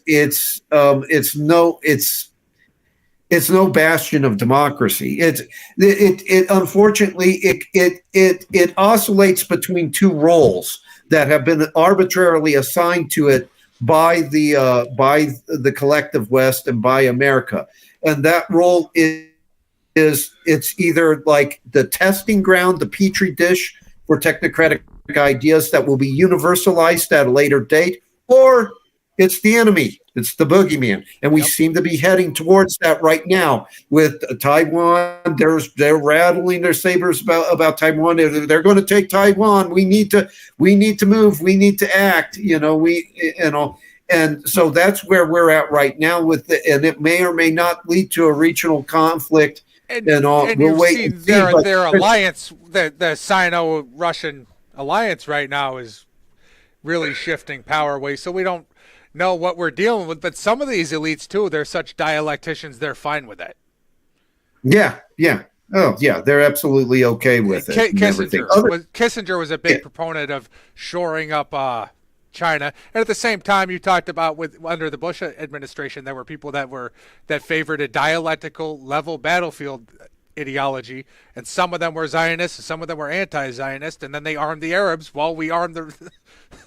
And this idea you talk about warfare as the altar, the new altar, because it causes evolution. So we talked about Darwinian. Yeah, you talked a lot about the Darwinian militarist. Yes, and which was not a term that we ourselves came up with. That was Weikart, Richard Weikart, and the Darwinian militarist holds that warfare is the catalyst for evolution. That warfare will facilitate evolutionary. This is very Heraclitan, right? If we get down to the nuts and bolts of it, and so was Kissinger. War is the father of all. Yeah, exactly. It's also very Nietzschean. Yeah. There's something very Nietzschean, and you can kind of detect the spirit of it with Wagner and Wagnerian thinking, of course, which of course Hitler had adopted as part of this syncretist blend of ideas that formed his twisted worldview. But this was what Darwin also thought when Darwin. Now to give credit where credit was due, Darwin had moral objections towards the terrible treatment of the various black peoples abroad. He obviously did not approve of it, but he did say, like, for that the destruction of the Tasmanians, for instance, helped the destroyers to vary, and variety was what helped evolution to perpetuate itself, which Darwin kind of believed that at one point. So he was crying crocodile tears for the dark ages. You guys made a very good point though in your book about this. If evolution is this process outside of us that's always forced on us and somewhat deterministic, then why does it always need man to carry it out in this manner? Right. It should assert itself. Why does it always require the assistance of man? Why does it always require the assistance of the race scientist, of the eugenicist? All of this human intervention, which includes some and this will give heartburn to the normies, which includes some conspiratorial machinating and all. It all undermines the supposed self-evident nature of this thing, of this. Right. This is Not one to of the mention, things I like to point to people that might not be ready for the deeper theological stuff, or they still have evolutionary beliefs. I like to say, what? Okay, so let me just concede to you, for the sake of argument, that evolution is a fact. Let's just be conciliatory here. Should you make it part of your belief system? Should you have an evolutionist belief system? And look how it turns out every time. It's evil. Yeah. It's anti-human. Look at what's all been Yeah. done in the name of that, from multiple ideologies, left, right, center. Look at the Right. art that comes out when you have the Martin Luther King statue. You have Baphomet. Like, it's anti-human, and it breaks down any anthropology. It's not a way to live. Like, I don't need to go model my ethics after the structure of a molecule just because it's a scientific fact. Why do you need to make this No. process your mode of being? It's Hegelian. Well, It Yeah, does and seem effective to get people to just think about it a little bit. right, and not to mention that what is evolution? This term evolution. What is it? There is never any terminological exactitude when this term is invoked. You can point out to what do you mean by evolution? Do you mean by evolution small adaptations on a microcosmic scale, but the organisms that adapt, do they retain on the ontological level their basic nature, or are we talking about this sorcerous system where ontological fixity has been completely and totally banished, and now just all organisms are virtually homogeneous? They can, given enough time, space, and matter, they can transmogrify it from one into the other, giraffe into a fish into a giraffe. And we'll be something else too. So who cares what we are now? We'll be something I mean, you can't that looks down on what we are now. Right. you can't just say change. You can't just say change. That's too broad, too general. You have to give us some the specifics of what's evolutionary change versus just change, but it's like every other word. It's been overused and misused to the point where it loses all meaning, till now where evolution is just a word that Eddie Vedder screams in a bad Pearl Jam song. Now it's evolution, baby.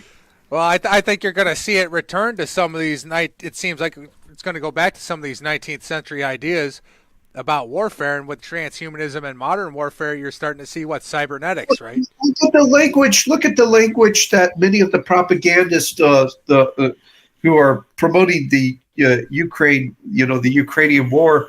Look at the language they were using concerning Russian people. It was virtually almost mirrors the language used by eugenicists. They come just short of calling Russians subhuman. Yeah. Bear in mind, and that's very big in the Azov battalion and stuff. They have that idea that the Slavic peoples are inferior than the people in the Donbass that were fighting against Ukraine. Were saying years ago, this is about the future of Slavic peoples. They are tapping really into this racial essentialism very heavily. Exactly, absolutely, and it's funny too because they rely on the racial essentialism to promote war. It's with this racial essentialism that you have these various schools of racial supremacy, whether it's white supremacy or whether it's Ozatlan or what have you. You have these various schools of racial supremacy that are based on this racial essentialism. But what's always the end goal thereof? De-essentializing humanity. Yes, and you see that targeted right now at the host nation, the majority group in America, this de-essentializing of humanity and the inversion of this racial supremacy. Well, at the same time, they play the dirty game and are pushing the CIA groups and the white supremacy. They push the racial inferiority that we're all bad because we're white and we should be taken out. Yeah, and that we should never defend ourselves, but it's also kind of like they're poking everybody with a stick to get it to the point where we're going to have to start defending ourselves, and then they can gaslight and say, Nazism's on the rise. But you guys are the ones pushing for Nazism. Yeah, that goes back to what we were talking about earlier, that the simultaneous use of xenophobia and xenophilia. Yes. And right now it's like, and right now it's the Little Mermaid should be black, and your children are awful by virtue of the fact that they're white, and just and building the resentment and the hatred there that then you're going to exploit through your your white supremacist enclaves. And I espouse the system, if you espouse their views, you can be granted grace and you can be given absolution with critical theory and anti-racism. So if you just regurgitate all this shit again, just like if you agree with the scientism, now you can be granted your personhood. Yeah. And I got to warn white people, don't fall for it this time. Don't fall for it. No matter how much they try to demonize white people, because historically those white supremacist groups have been controlled by the government. If you go back to not today's modern KKK, but the historical KKK, the original first incarnation, Nathan Bedford Forrest, he disbanded them. And the reason he disbanded them is because it was his suspicion that the federal government was using his own organization. And so, I mean, so if people start looking to the remnants of Liberty Lobby, that put out the Spotlight magazine and which became American Free Press, or you start looking to some of the more hardcore, like Aryan Brotherhood, Aryan Nation, Villar, Elohim City, kind of, those kind of, you're getting played. You're falling right. They control the prisons seem to have played a big role in this too, right? With the gangs that they've set everybody up in when they corporatize the prisons. There seems to have been a lot of this going on. Right at the same time, they're doing the drug war stuff and putting all this money into the prisons and taking out the control of the guards. And absolutely. You talked about cultivating of criminality. You want to elaborate on the cultivating of criminality? Emil Durkheim. Yeah, Emil Durkheim. I called him Durkheim. Well, Emil Durkheim, of course, was a sociologist, and sociology was basically originated with Auguste Comte, and Auguste Comte, of course, was the protege of André de Saint-Simon, and with Auguste Comte, of course, we have a continuation of the technocratic tradition, and the social sciences, their origins with Auguste Comte underscored their technocratic character. But Emil Durkheim held that criminality, that deviance, was actually desirable. That it was actually a desirable element of stability in society. It for instance, it allowed people to, through acts of violence, through acts of savagery, they were able to experience a catharsis. Emil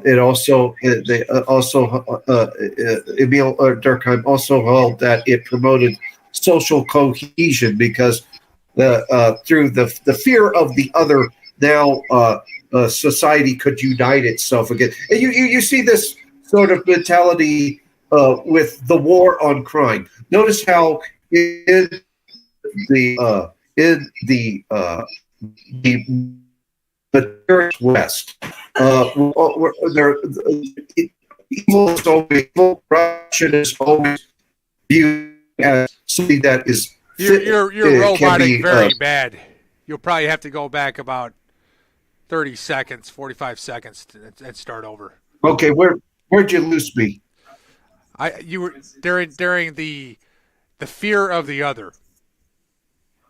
Oh, okay. Well, through the fear of a population of criminals, a population of deviants, you have society unifying itself and engaging in the so-called war on crime. Which, by the way, you notice that there's a lot of wars in this in this materialist era, the materialist West. Why is that? Because materialism, because it only countenances material matter as the sole constituent of reality, that must mean that physical, visible, physical, destructible things must be evil.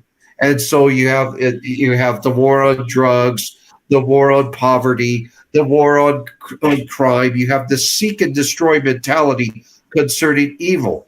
Well, at any rate, with Emil Durkheim, he believed that he held that deviance basically was a desirable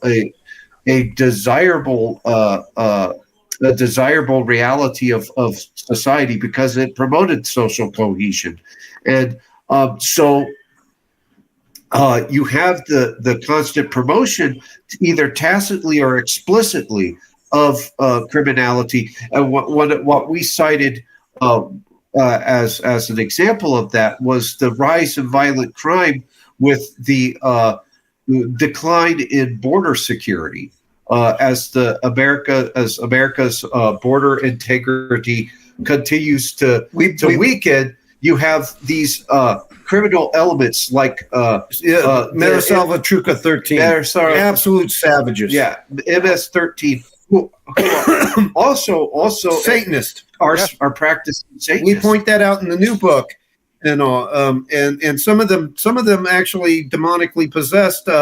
In the book Demonic Foes, which was written by a psychiatrist who lends his assistance to priests that are exorcists, he pointed out two cases of demonic possession where the guys were Mara Salvatrucha 13 and all. I mean, these people are animals, and like the State Department had it set up that so that they'd leave the country, they'd get deported and come right back on in. Right, exactly, and that promotes this culture of criminality, which, according to a technocratic sociologist, whose theories, by the way, inform the thinking of the elite, is desirable, and the criminality is desirable. Dyer and Tristan talked a little bit about too how there was very much likely with that Satanism influence from our CIA because pragmatism, because it works. So let's spread some of this stuff and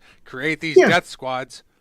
Yeah, absolutely. And they got into a very good segue too with the Gnosticism that was going on from like Islam with Nation of Islam and into rap music, and then how it's been moving with the industry into outright Satanism, and you start seeing that with groups like 666 Mafia. But one case that I wish that we had cited in the book, which is just an expression of Durkheim's ideas. And we will point it out at some time in either an article or in a subsequent book, is the case of Whitey Bulger, James Whitey Bulger, the Irish mobster, violent man, extremely violent. Pimped out his own daughter. Yeah. I mean, he was vicious.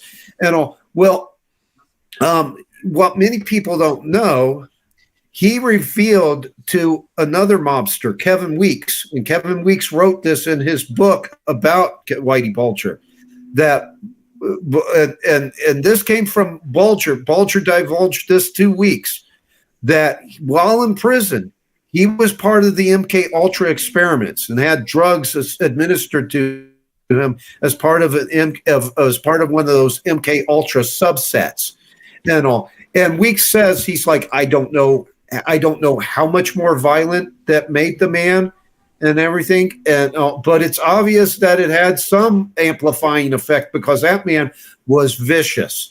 And as a matter of fact, when it finally was revealed that he had been, this MK Ultra test experiment, there was one woman on the jury that convicted him, that said that she actually regretted having done it, finding out that he had been a mere test subject. Wow. and all, because well, you can't just indict. It's not just an indictment of him, it's an indictment of the whole damn system. The system made him. And he, through FBI agents such as Connolly,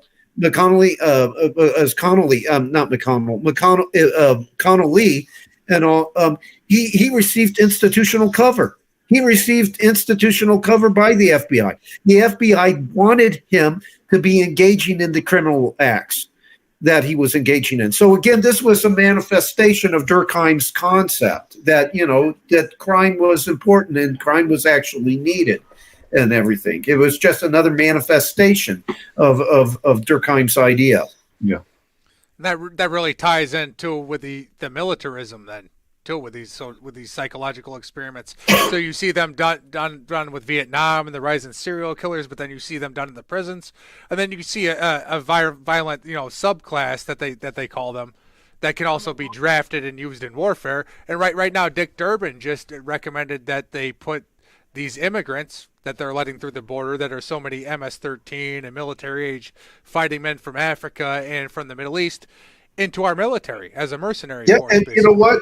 He wasn't the only one that suggested that. Bill Crystal, of all people, suggested that too. I'm not surprised. Bill Crystal, Nikki Haley suggested we take 1 million refugees before everyone turned on her, and then she acted like she was pro-strong. Yeah, she backed away from it. And what's interesting is that during Gulf War II, the second Gulf War under George W. You took the words right out of my mouth. That's the screening process for military recruitment became exceptionally relaxed as recruitment numbers began to decline. And so what did you have? You had gang members. Yeah, you had white supremacists. They actually encouraged white supremacists to join, and the white supremacist, of course, wants to join because from hell I get to kill the doom coon, Yep. And military and paramilitary training to take back to your group. Oh yeah, exactly. I acquire a skill set that'll be great when I get out into the domestic. And you see gang members do this too now. That's exactly right. There's actually footage of former gang members who were formerly in the armed services now using the exact same tactics they learned. And that's just commonplace there with the cartels. I mean, that's like you'll have special forces working for the cartels and the government at the same time, playing both sides. Yeah. The way all these mercenaries did after World War II that we had people from all three armies that became mercenaries and did hits all over the Scorzani and his guys. Dude, the damn Hells Angels were a bunch of World War II vets. Yes, they were. That's a very important. There you go. And the blood, the Bloods. That was a Vietnam term. Hey, blood. Yeah. So there you go, and all, and and again, this is just a manifestation of Durkheim's ideas being put to use by the elite. I wish I knew the stats off the top of my head, but the rise in criminality during the Vietnam War was just it was off the charts. It was you saw a smaller version of that with the Iraq War than you saw misconduct in and like the you pointed out, units was through the roof. It was like a 500% increase in misconduct. And like you pointed out, it looks like the whole serial killer phenomenon subsequent to that was just the migration of Operation Phoenix, where they were taught to be serial killers. There's no way. There has to be some kind of a correlation. No. Dave McGowan is definitely onto something. And if the man was still alive, he probably would have clinched the case by now. Yeah. And all. But that was Phoenix. That was Operation Phoenix, where we trained them to be serial killers, and that moved from there over to here. I'm pretty convinced of it, and when I first heard the premise, that was one of the ones I was like, "What?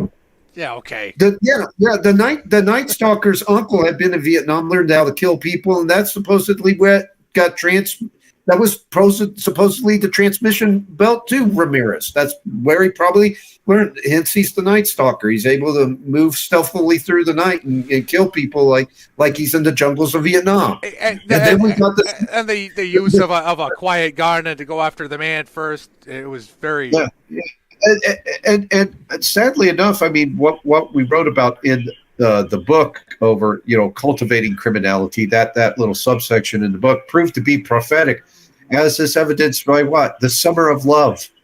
This was a selectively permitted. These were selectively permitted episodes of violent crime. no, mostly peaceful protests. Yeah. Fiery but peaceful protest. And what was it used to do? What was it? It was used to stifle. It was used to stifle political opposition. And we'll see the Durkheim model recycled again if and when Trump regains the presidency, because they'll put those bombs back out on the street. They'll put them right back out. And that, Russia, they did this. We've used the criminal. We've always used the criminal elements, like overseas. No, absolutely. People use them on us here too. I'm sure that the Chinese are involved in our gangs, the Russians, but the Russian mob, and that the human trafficking trade, and the way the entire world is guilty of the pornography consumption, and now that's worldwide plague. Like this kind of it's growing off itself. It's definitely, and we talk about this use. The French Revolution, they did this. They would always bring out the criminal element, and this would embolden the rest of the mob once the tough guys start swinging, because the gay kid from the storming of the Bastille. The storming of the Bastille. What was in there was just 7 or 8 common criminals. Yeah, forgers and stuff. So that's the storming of the Bastille. That's the freeing of the political prisoners. What happened? Every cop's a criminal, and all the sinners saints. Well, okay, with the Hitler's ascent to power, you had communist hordes in the street, and they were creating chaos. And so, but what does he do? Well, he dispatches his brown shirts. This is the same sort of formula at work. Just the use of thuggery. Yes, and this is what the people are saying now. YMR problems, YMR solutions. Yeah. We got the hyperinflation on the way too. So yeah, and it is what they're all, what's rearing its head. It's funny because you talked about too with these communists that they use the prostitutes. They did this with the French Revolution also. They used the prostitutes to sway the men into their army. They used this criminal element. And some of these guys were very disgruntled veterans, and this was another thing in the playbook in communist Russia with Stalin and Lenin. They were using these angry veterans that didn't want to be involved in these wars with the criminal element together. They did that there. He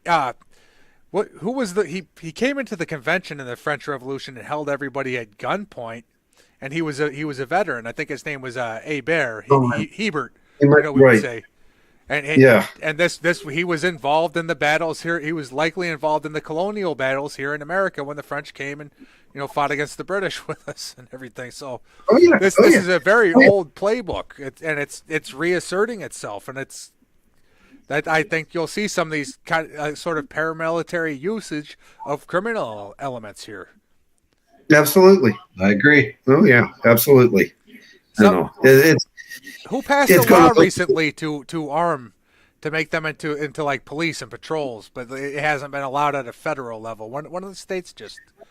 Yeah, well, this is what I think is going to happen is that we'll see them start forming into kind of like what you had in Colombia, kind of with the right-wing paramilitaries.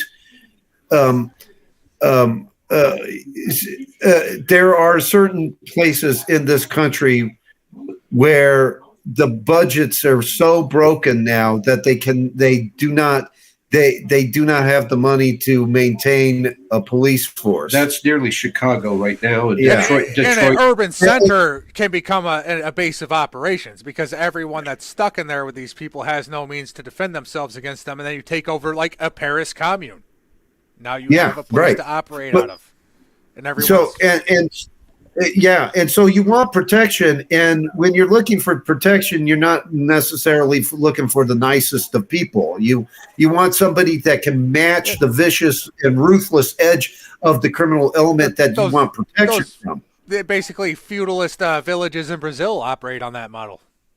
No, absolutely. But in Colombia, it was that way. I mean, the paramilitaries, because the government was so weak, they'll fight the cartels. But then but the commonality was the government, the paramilitaries, and the cartels were all taxing the trade, the drug trade. Yeah. They were all making money off the drug trade and all. So they were no better. But between states, local municipalities and whatnot, not having the money to keep a local law enforcement afloat, and or just defund the police movement, causing this insane kind of political activism that says defund them, actually gaining traction and actually winning victories in certain areas of the country. That's where we are going to start seeing these kind of groups that you're talking about actually, starting to gain ground and actually ascend. You talked about this kind of pattern too, where they spread the degeneracy and they buy up the capital of moral relativism and then cause all the problems, and then here we are with a solution. Technocratic, and this is something that I think will be different with these paramilitary solutions, is that now you have more surveillance and more communications.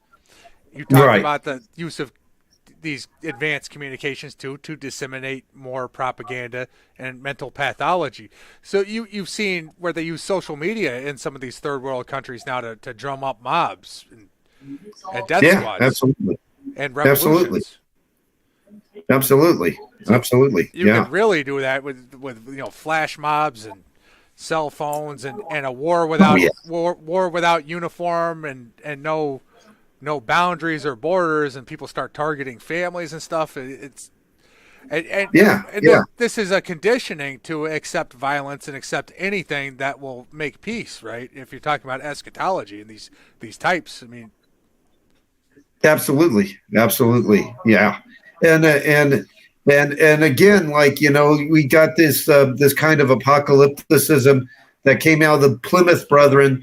We had the fundamentalist type, the dispensationalism, Darby, Schofield Bible, all of the stuff that that today that led to Hal Lindsey and John Hagee and all that nonsense and all. But then on the other side, we had satanic apocalypticism from the same Plymouth Brethren through Aleister Crowley. Yes, and I think we're going to see a lot of that kind of satanic apocalypticism with apocalyptic satanic groups playing into this kind of these kind of paramilitary and militia kind of groups that we'll see rising. Santa Muerte down there with the MS-13 and everything.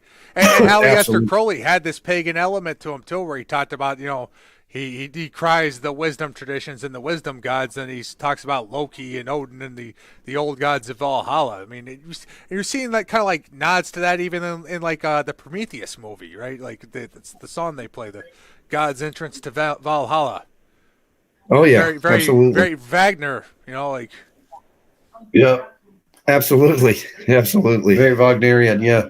Very much, and there's very much a triumph, a trumpeting of that in Carl Jung in his essay too. His idea is that you'll fix it by embracing it, just like you fix Antichrist by embracing it and putting it into the quaternity instead of the Trinity. So it's this is an immanentized monist theology with no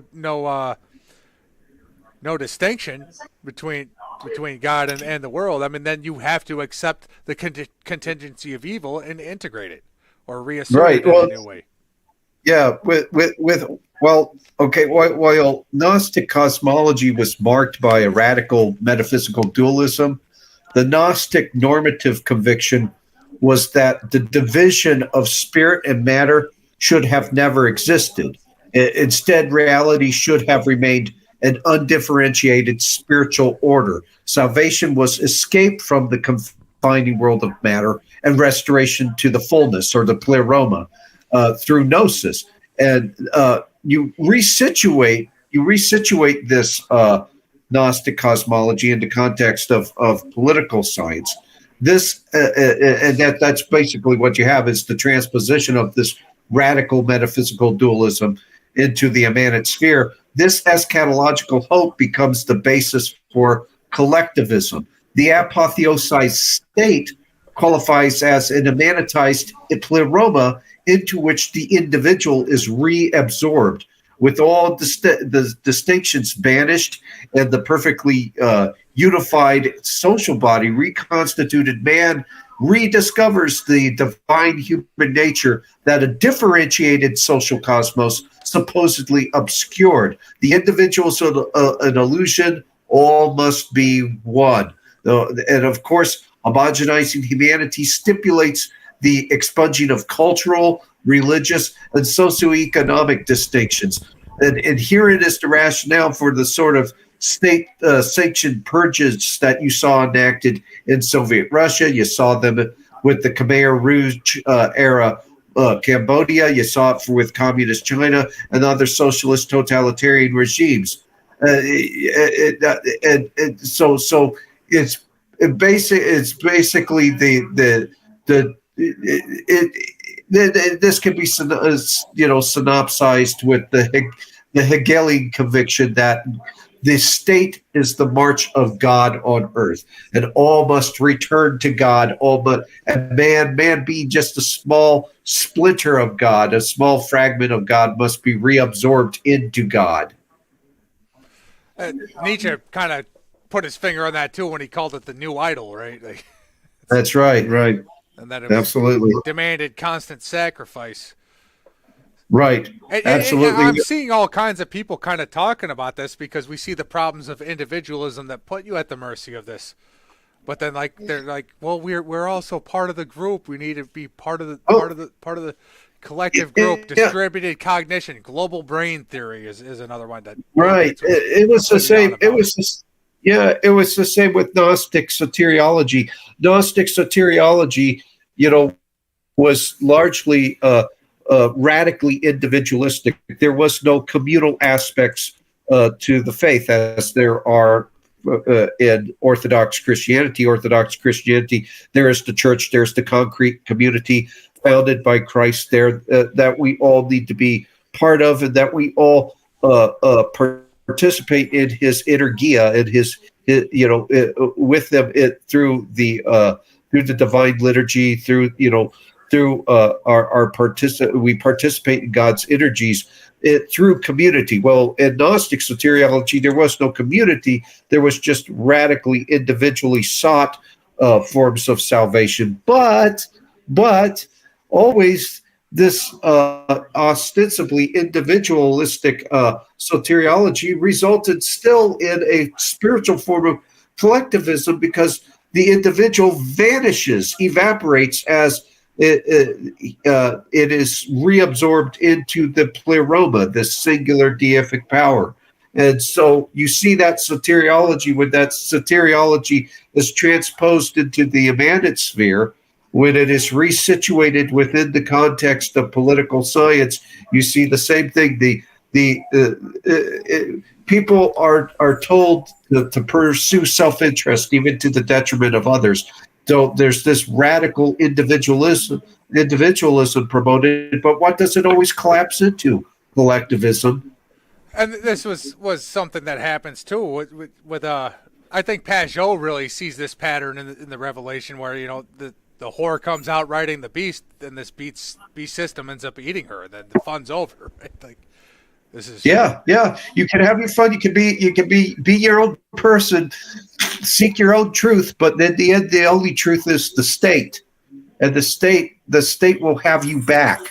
The state will reabsorb you as the pleroma reabsorbs the divine spark of humanity. on a spiritual level, the demon always leads you to believe that you're the one controlling the process through magic, and then you find out that that's not the case. That's not the case. That he owns you. Yeah, and and it's the case when you do stupid things in your own life even at a normal Christian level. I got this. I'm in control. Oh yeah, we've all done that. We've all been there. Yeah, I can handle this. I got this. Yeah. Well, you see that dichotomy too of the collective and the individual really overt in the left, because they're very collectivist and they're very anti individual bootstrapping themselves up, but they're very pro individual existentialism and everything that expresses your identity. And I can pretend to be whatever I want, and the whole collective's got to somehow cater to this, with everybody being something different. And it's all about me and my sexual desires and realizing myself. And well, it's your truth. You got to live out your truth, and you got to absolutely determine what you are. All of the immutable determinants of identity be damned. You can be whatever you want to be, but also you're being selfish if you don't take the vaccine. Huxley, you talked about Huxley with this, man. It's the enslavement to the passions and the erotic play for the kids to get them enslaved. So it's some of these people, they know what they're doing with this game. They're baiting you with something that's going to make you very, very easy to control with this technocratic state. Absolutely. It'll get you a pod with your AI girlfriend, and you could have. You can't get a girl. Well, hey, you can have that guy that turned himself into a girl, and no one gets to say that it's different. Yeah, different. And that's that whole thing there with transgenderism is just to get you to disassociate from your body altogether. Yes. So you'll accept downloading your consciousness into a computer, which is not going to lead to your immortality. I mean, it'd probably lead to you being brain dead, and just whatever's loaded into that computer is an information set of ones and zeros. They talk about, and there's legitimate concerns with the with Nazism, but then this Huxley's world has the smokestack, and you're seeing the euthanasia there for the group. And back to Gaia, right in Canada right now. 21-year-olds, offered suicide, and they just talked about how it would be a crime to say anything to anybody that might get euthanized that would cause them to have an anxiety about it. Yeah, now they're saying that they have to re-educate the doctors because the doctors don't want to go along with it. And re-educate, and they've done re-education with transgenderism. Yeah. Give you a new gnosis. What difference? Yeah. I'm supposed to be, don't beat the snot out of that woman in the octagon and everything. Well, don't stop me from living out my truth. Yeah. And they did re-education too for some of the women in the locker rooms to not be uncomfortable with a guy in there. You may not be uncomfortable. Ignore that penis. That's a vagina. What are you talking about? Yeah. Well, you may not with be. A euphoria boner they talk about. You can re-educate somebody into comfort with an idea until they are in the octagon and they have a fractured ocular cavity, though. So freaking a fractured skull, or Well, they believe, and I think this is one of the places where Dr. Sowell saw the Gnosticism, but he called it something different. He saw them as having a unconstrained vision, but he was never really willing to look into where neoconservatism and neoliberalism also have that issue. But it's it's so in your face though with with the woke, right? It's you people are nuts. I think Vogelin also refers to it as the Gnostic dream world, because the Gnostic is so afflicted, especially the modern Gnostic, is so afflicted by a cosmological resentment, because the universe will not readjust itself to accommodate his desires. and so you have to change the world. I forget which two Marxist theoreticians what their names were, but they were summarizing summarizing Hegelianism. George Wilhelm Friedrich Hegel's system. They summarized it with a single aphorism, and that aphorism was, "That which is cannot be." So whatever is reality must be destroyed. It cannot be. It cannot be. And the Gnostic has this dream world, as Vogelin put it, this schematic in their head for what they consider to be the perfect world, this utopian blueprint. But in order to make the world comport with that blueprint, no matter how disproportionate that blueprint may be with reality, they have to destroy the existing order. This is why you have, in Dostoevsky's The Possessed, he refers to this as the fire in the minds of men, which of course James A. Billington, adopted that for the title of his book. There is the fire is this incendiarism arising from a cosmological resentment.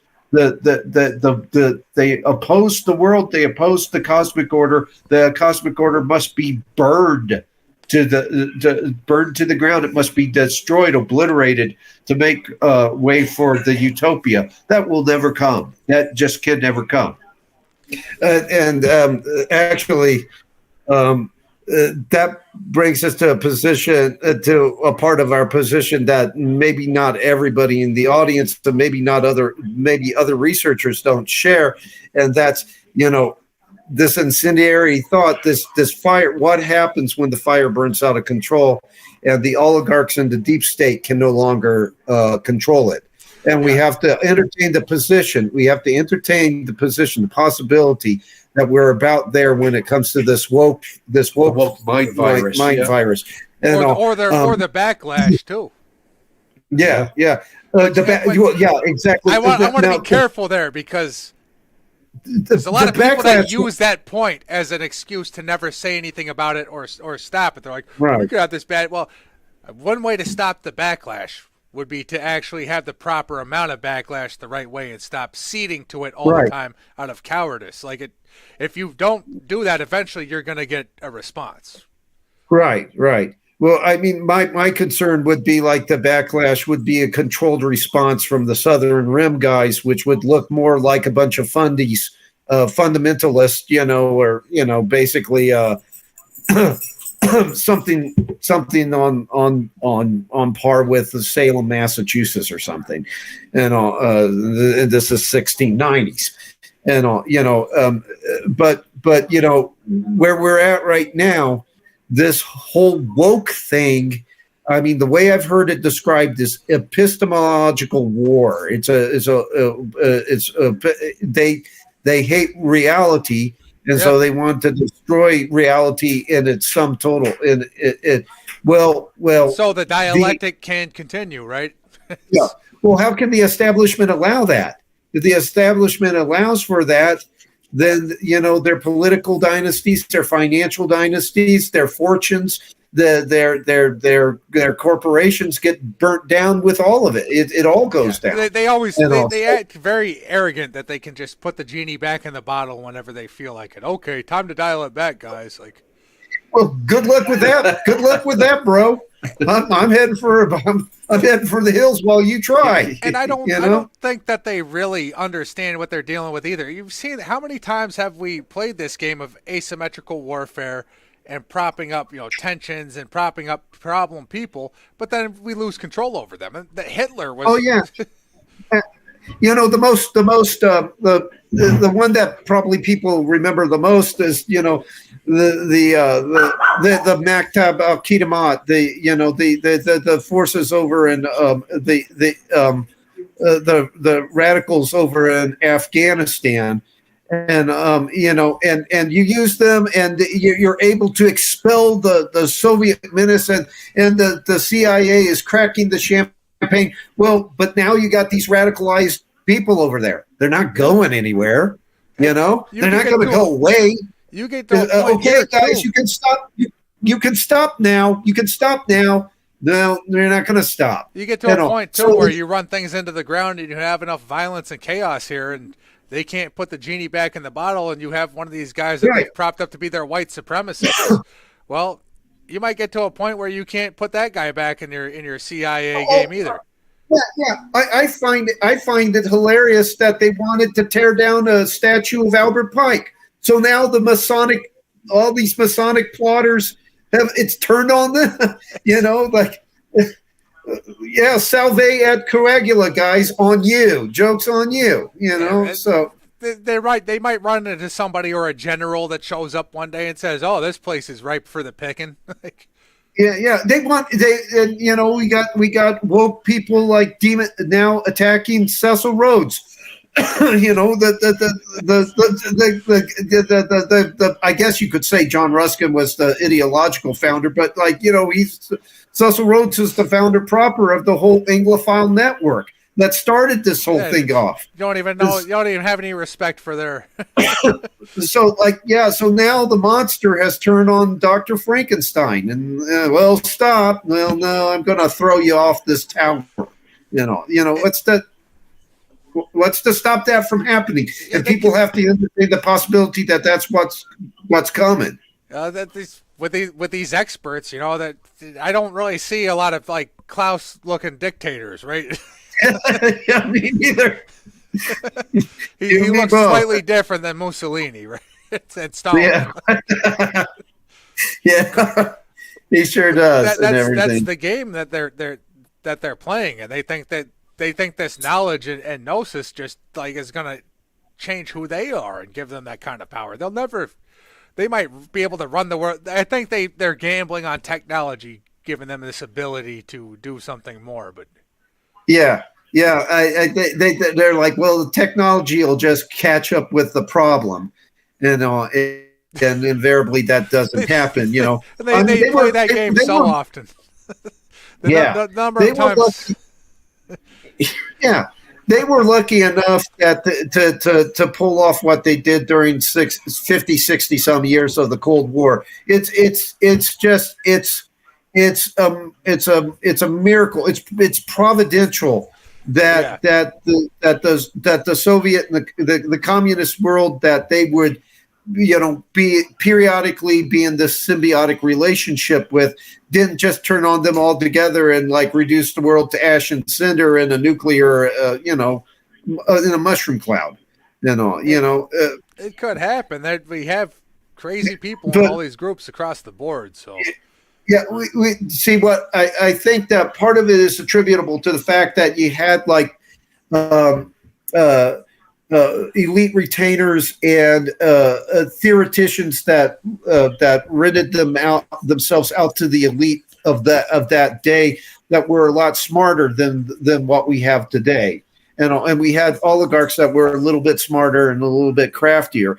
And I think I said this on the prior show that we did with you, so forgive me if I'm repeating myself. That started to go away around 2017. I believe it was 2017.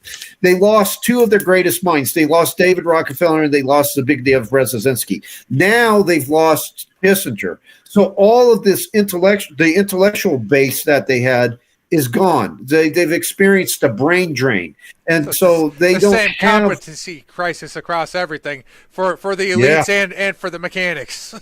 Yeah. all the way down.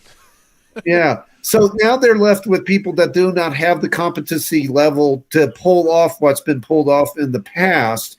And also when they turn to their theoreticians, when they turn to, these different criminalized intelligence circles that played the different gangs off of one another and the different criminal elements, and say they're coming for us, do something. Well, yeah, we're doing something. We're packing our bags and leaving. We're stuffing a case full of Benjamins and getting out of here. That's what I see kind of happen. They just don't have the they don't have the brains. They don't have the gray matter that the prior generation. And they seem to have kind of done it to themselves, but with this epistemic warfare and denial of the real. Oh, absolutely. Absolutely. You've Yeah. created an education system that's meant to make half the people stupid. Yeah. Yeah. And it seems Yeah. like they're just applying a cookie cutter like way of doing things to everything to their expertise. It's just the repeat MOs, repeat rebranding. Right. Absolutely. The technology just now with artificial intelligence, you're just replicating a version of reality and a version of intelligence that it's just a simulation. And it's a lot of it's been meant to empower these people. They've been using it in a way to get rid of the human in a very anti-human manner to make you unnecessary. The Amazon warehouse, for instance, is meant to make you unneeded. It's meant to say, we don't need you. Okay, well, you can come work here until you get injured. Get out now. Fuck you. Get out. Yeah. We Yeah. don't need you. And see, and that's where it could turn on him too, because, well, I'm not the only me, the other, my brother who ran to the restroom, we're not the only carbon-based life forms. You are too. These blue bloods, incidentally, you are too. So, what happens if these AIs render you obsolete too, and decide to turn on you? They haven't thought about this. They haven't given that any thought. And some of them talk about it, and then they just keep doing it. Yeah, they just keep going. I mean, it's like it's interesting that you said that. It's interesting that you said that, because Eric Schmidt and Kissinger wrote a book together about AIs, and I can't remember the name of the book. But I'm sitting there and I'm reading through it, and they point out legitimate threats and legitimate risk and dangers that are accompanying the whole AI phenomenon. And they point out, well, this is what could happen, and this is where it could go. We could end up as slaves or worse. But then they turn around. But the beat goes on. Elon's done that too. He's talked about how dangerous it is, and then we got to do it. Yeah, we got to do it still, and everything. Well, maybe we shouldn't. Maybe. Yeah. And I think you kind of see. I was talking on Church of the Eternal Logos had a live stream that was an open panel, and Andrew Wilson came in. He was talking about this aspect too, where when he bought it up, that one of the things you're buying when you play this game is the data on everybody. So there's probably a good amount of, blackmail and whatnot there. So he's probably got a lot of dirt on people. So you could see where somebody comes in, even though they're moving towards technocracy.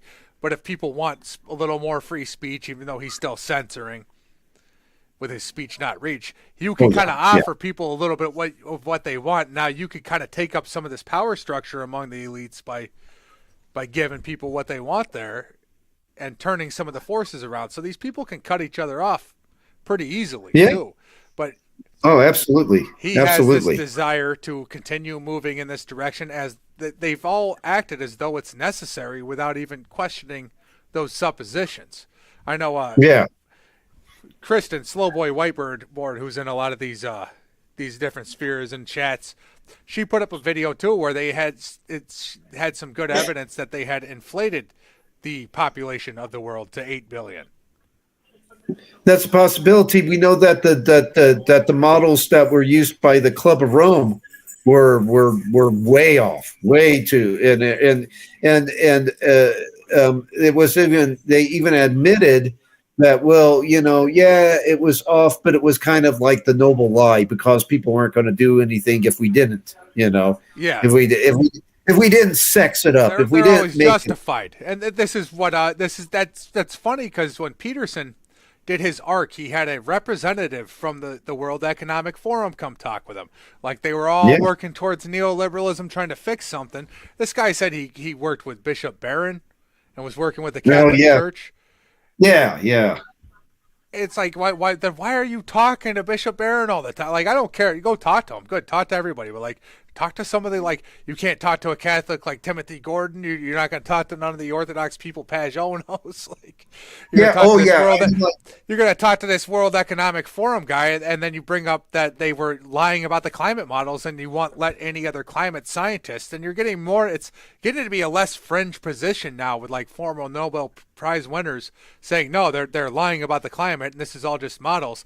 And he goes to say, well, the people that just say about the models, they don't understand. We've never had 8 billion people in the world, right? So it's just a complete shift, as though he gets to keep lying about the climate without ever addressing whether or not it's true, because there's 8 billion people going to be on the planet. So now we don't know what will happen. And even if there is, do you know what's going to happen? Well, why don't you stop destroying all our access to resources artificially, like you did with peak oil? Like, maybe we could actually do things locally too if you stop putting us dependent on garbage industrial food that has to be shipped across the country and raises healthcare costs. Like, we don't know what would happen there either. Why am I not allowed to bring up our side of we don't know? Like, right, absolutely. No, I mean, like, there is a sizable amount of evidence there that has come out that actually the population is peaking, and actually now starting to go downward, and all because you don't have you don't have the replacement levels because of all these initiatives that they've taken on, and all, and nobody really wants to address that elephant in the room, and all, and the truth is that they need to, and it's a danger not to, because they're not asking the question, who's going to be there to take care of me when I'm old? Hopefully I'm not decrepit, but if I am, somebody be there to take care of me. Who's going to be there to replenish Social Security, to keep the social programs afloat, from a simple standpoint of money, that you don't have people there working that will maintain the economic and political and social stability that we need moving forward. So it would really behoove them to talk about these things and all, but in order to talk about it, they have to at least entertain the possibility that what they've been saying is untrue. They know it anyways. They know they've been lying. Yeah. They have to admit. Well, yeah, we exaggerated a little bit, but just a smidge. Yeah, just a smidge. But they're going to have to at some point, because who's going to take care of them? Who's going to take care of them? They'll have a robot by then. Yeah, there you go. C-3PO. There you go. Yeah. The technologies might not, become what you need it to be just because you need it. Right, exactly. Yeah, but I mean, that whole problem was brought out by an author. He's with the New American Foundation. Left of center orientation to that group. They're not right wing thinking people. What's the name of? He wrote The Empty Cradle. The Empty Cradle. And appeared in the demographic Twitter. Oh yes, the Philip something Longman. Longman, I think. Yeah, Philip Longman, and he tried to present his case to the Council on Foreign Relations of all groups, a major elitist combine here in the United States, and to their credit, they gave him a platform. Did they give any credence to what he was saying about, that we're going to start seeing a demographic winter and that things are peaking out and now we're on a downward slope and all? It doesn't look like they did. They just gave him a platform to speak and said, well, that's very nice, Mr. Longman. Now you can be on your way. And also, it sounds about par for the course the way we're going. It's just everybody keeps lying. There's the Solzhenitsyn line, right? If you had those two choices and everyone keeps lying, it's gonna not end well. Right? No, not pretty. It's not going to be pretty. The commonality here. Right. Absolutely. I think we went through all the parts of the book for the most part, unless. I think so. Yeah. Hit many of the highlights, Well, thanks a lot for coming on. If you want to tell anybody where they can follow you. Sure. Well, right now, as it stands, our friend Terry Melanson, he's kind of fallen upon some hard times, some financial dire straits. So we haven't been able to post any at the Conspiracy Archive site. The last articles that were posted last year and everything. That's the last time we published with them. We have published with the Nexus magazine. We've also published at Canadian Free. Canadian Patriot Review. Matt Errett's publication. Yeah, we're hoping to publish another piece there. We're hoping to publish again soon with PsyOps Cinema's forthcoming magazine. And I forget what it's called. I think it's called Cultural Engineering Magazine. I could be mistaken, and I apologize if I am. So we should have some pieces out there for folks to read. Anybody who wishes to pick up our book, The Ascendancy of the Scientific Dictatorship, you want the 2006 Book Surge edition. You don't want the 2003 edition. The 2006 Book Surge edition is the most up-to-date and expanded version. And our latest book, the Invoking the Beyond, that's also available at Amazon.com and iUniverse.com. Excellent. Yeah, we'll have to get you guys back on here for that one if you're willing. Well, yeah, absolutely. If at some point in the future you want to talk about the UFO deception and everything, if you're receptive to that idea, we'd love to get on and talk about it because we think that's going to be something in the near term to look at. Absolutely. I think the more people that see you talk about your work, and when you go through something this big too, getting to hear the people that wrote it talk about it too, it helps you to learn it a lot better. So. Yeah, and see, we seem to be in this period of time, the period of failing narratives, where it's just every threat narrative they come out with falls apart. So it's almost time to say send in the aliens. So it's a timely discussion piece. And if it's the whole thing's partly driven by spirits, I mean, eventually you're going to start seeing spirits of the air, and there is some dimension of that going on here too. So I definitely think that's going to happen.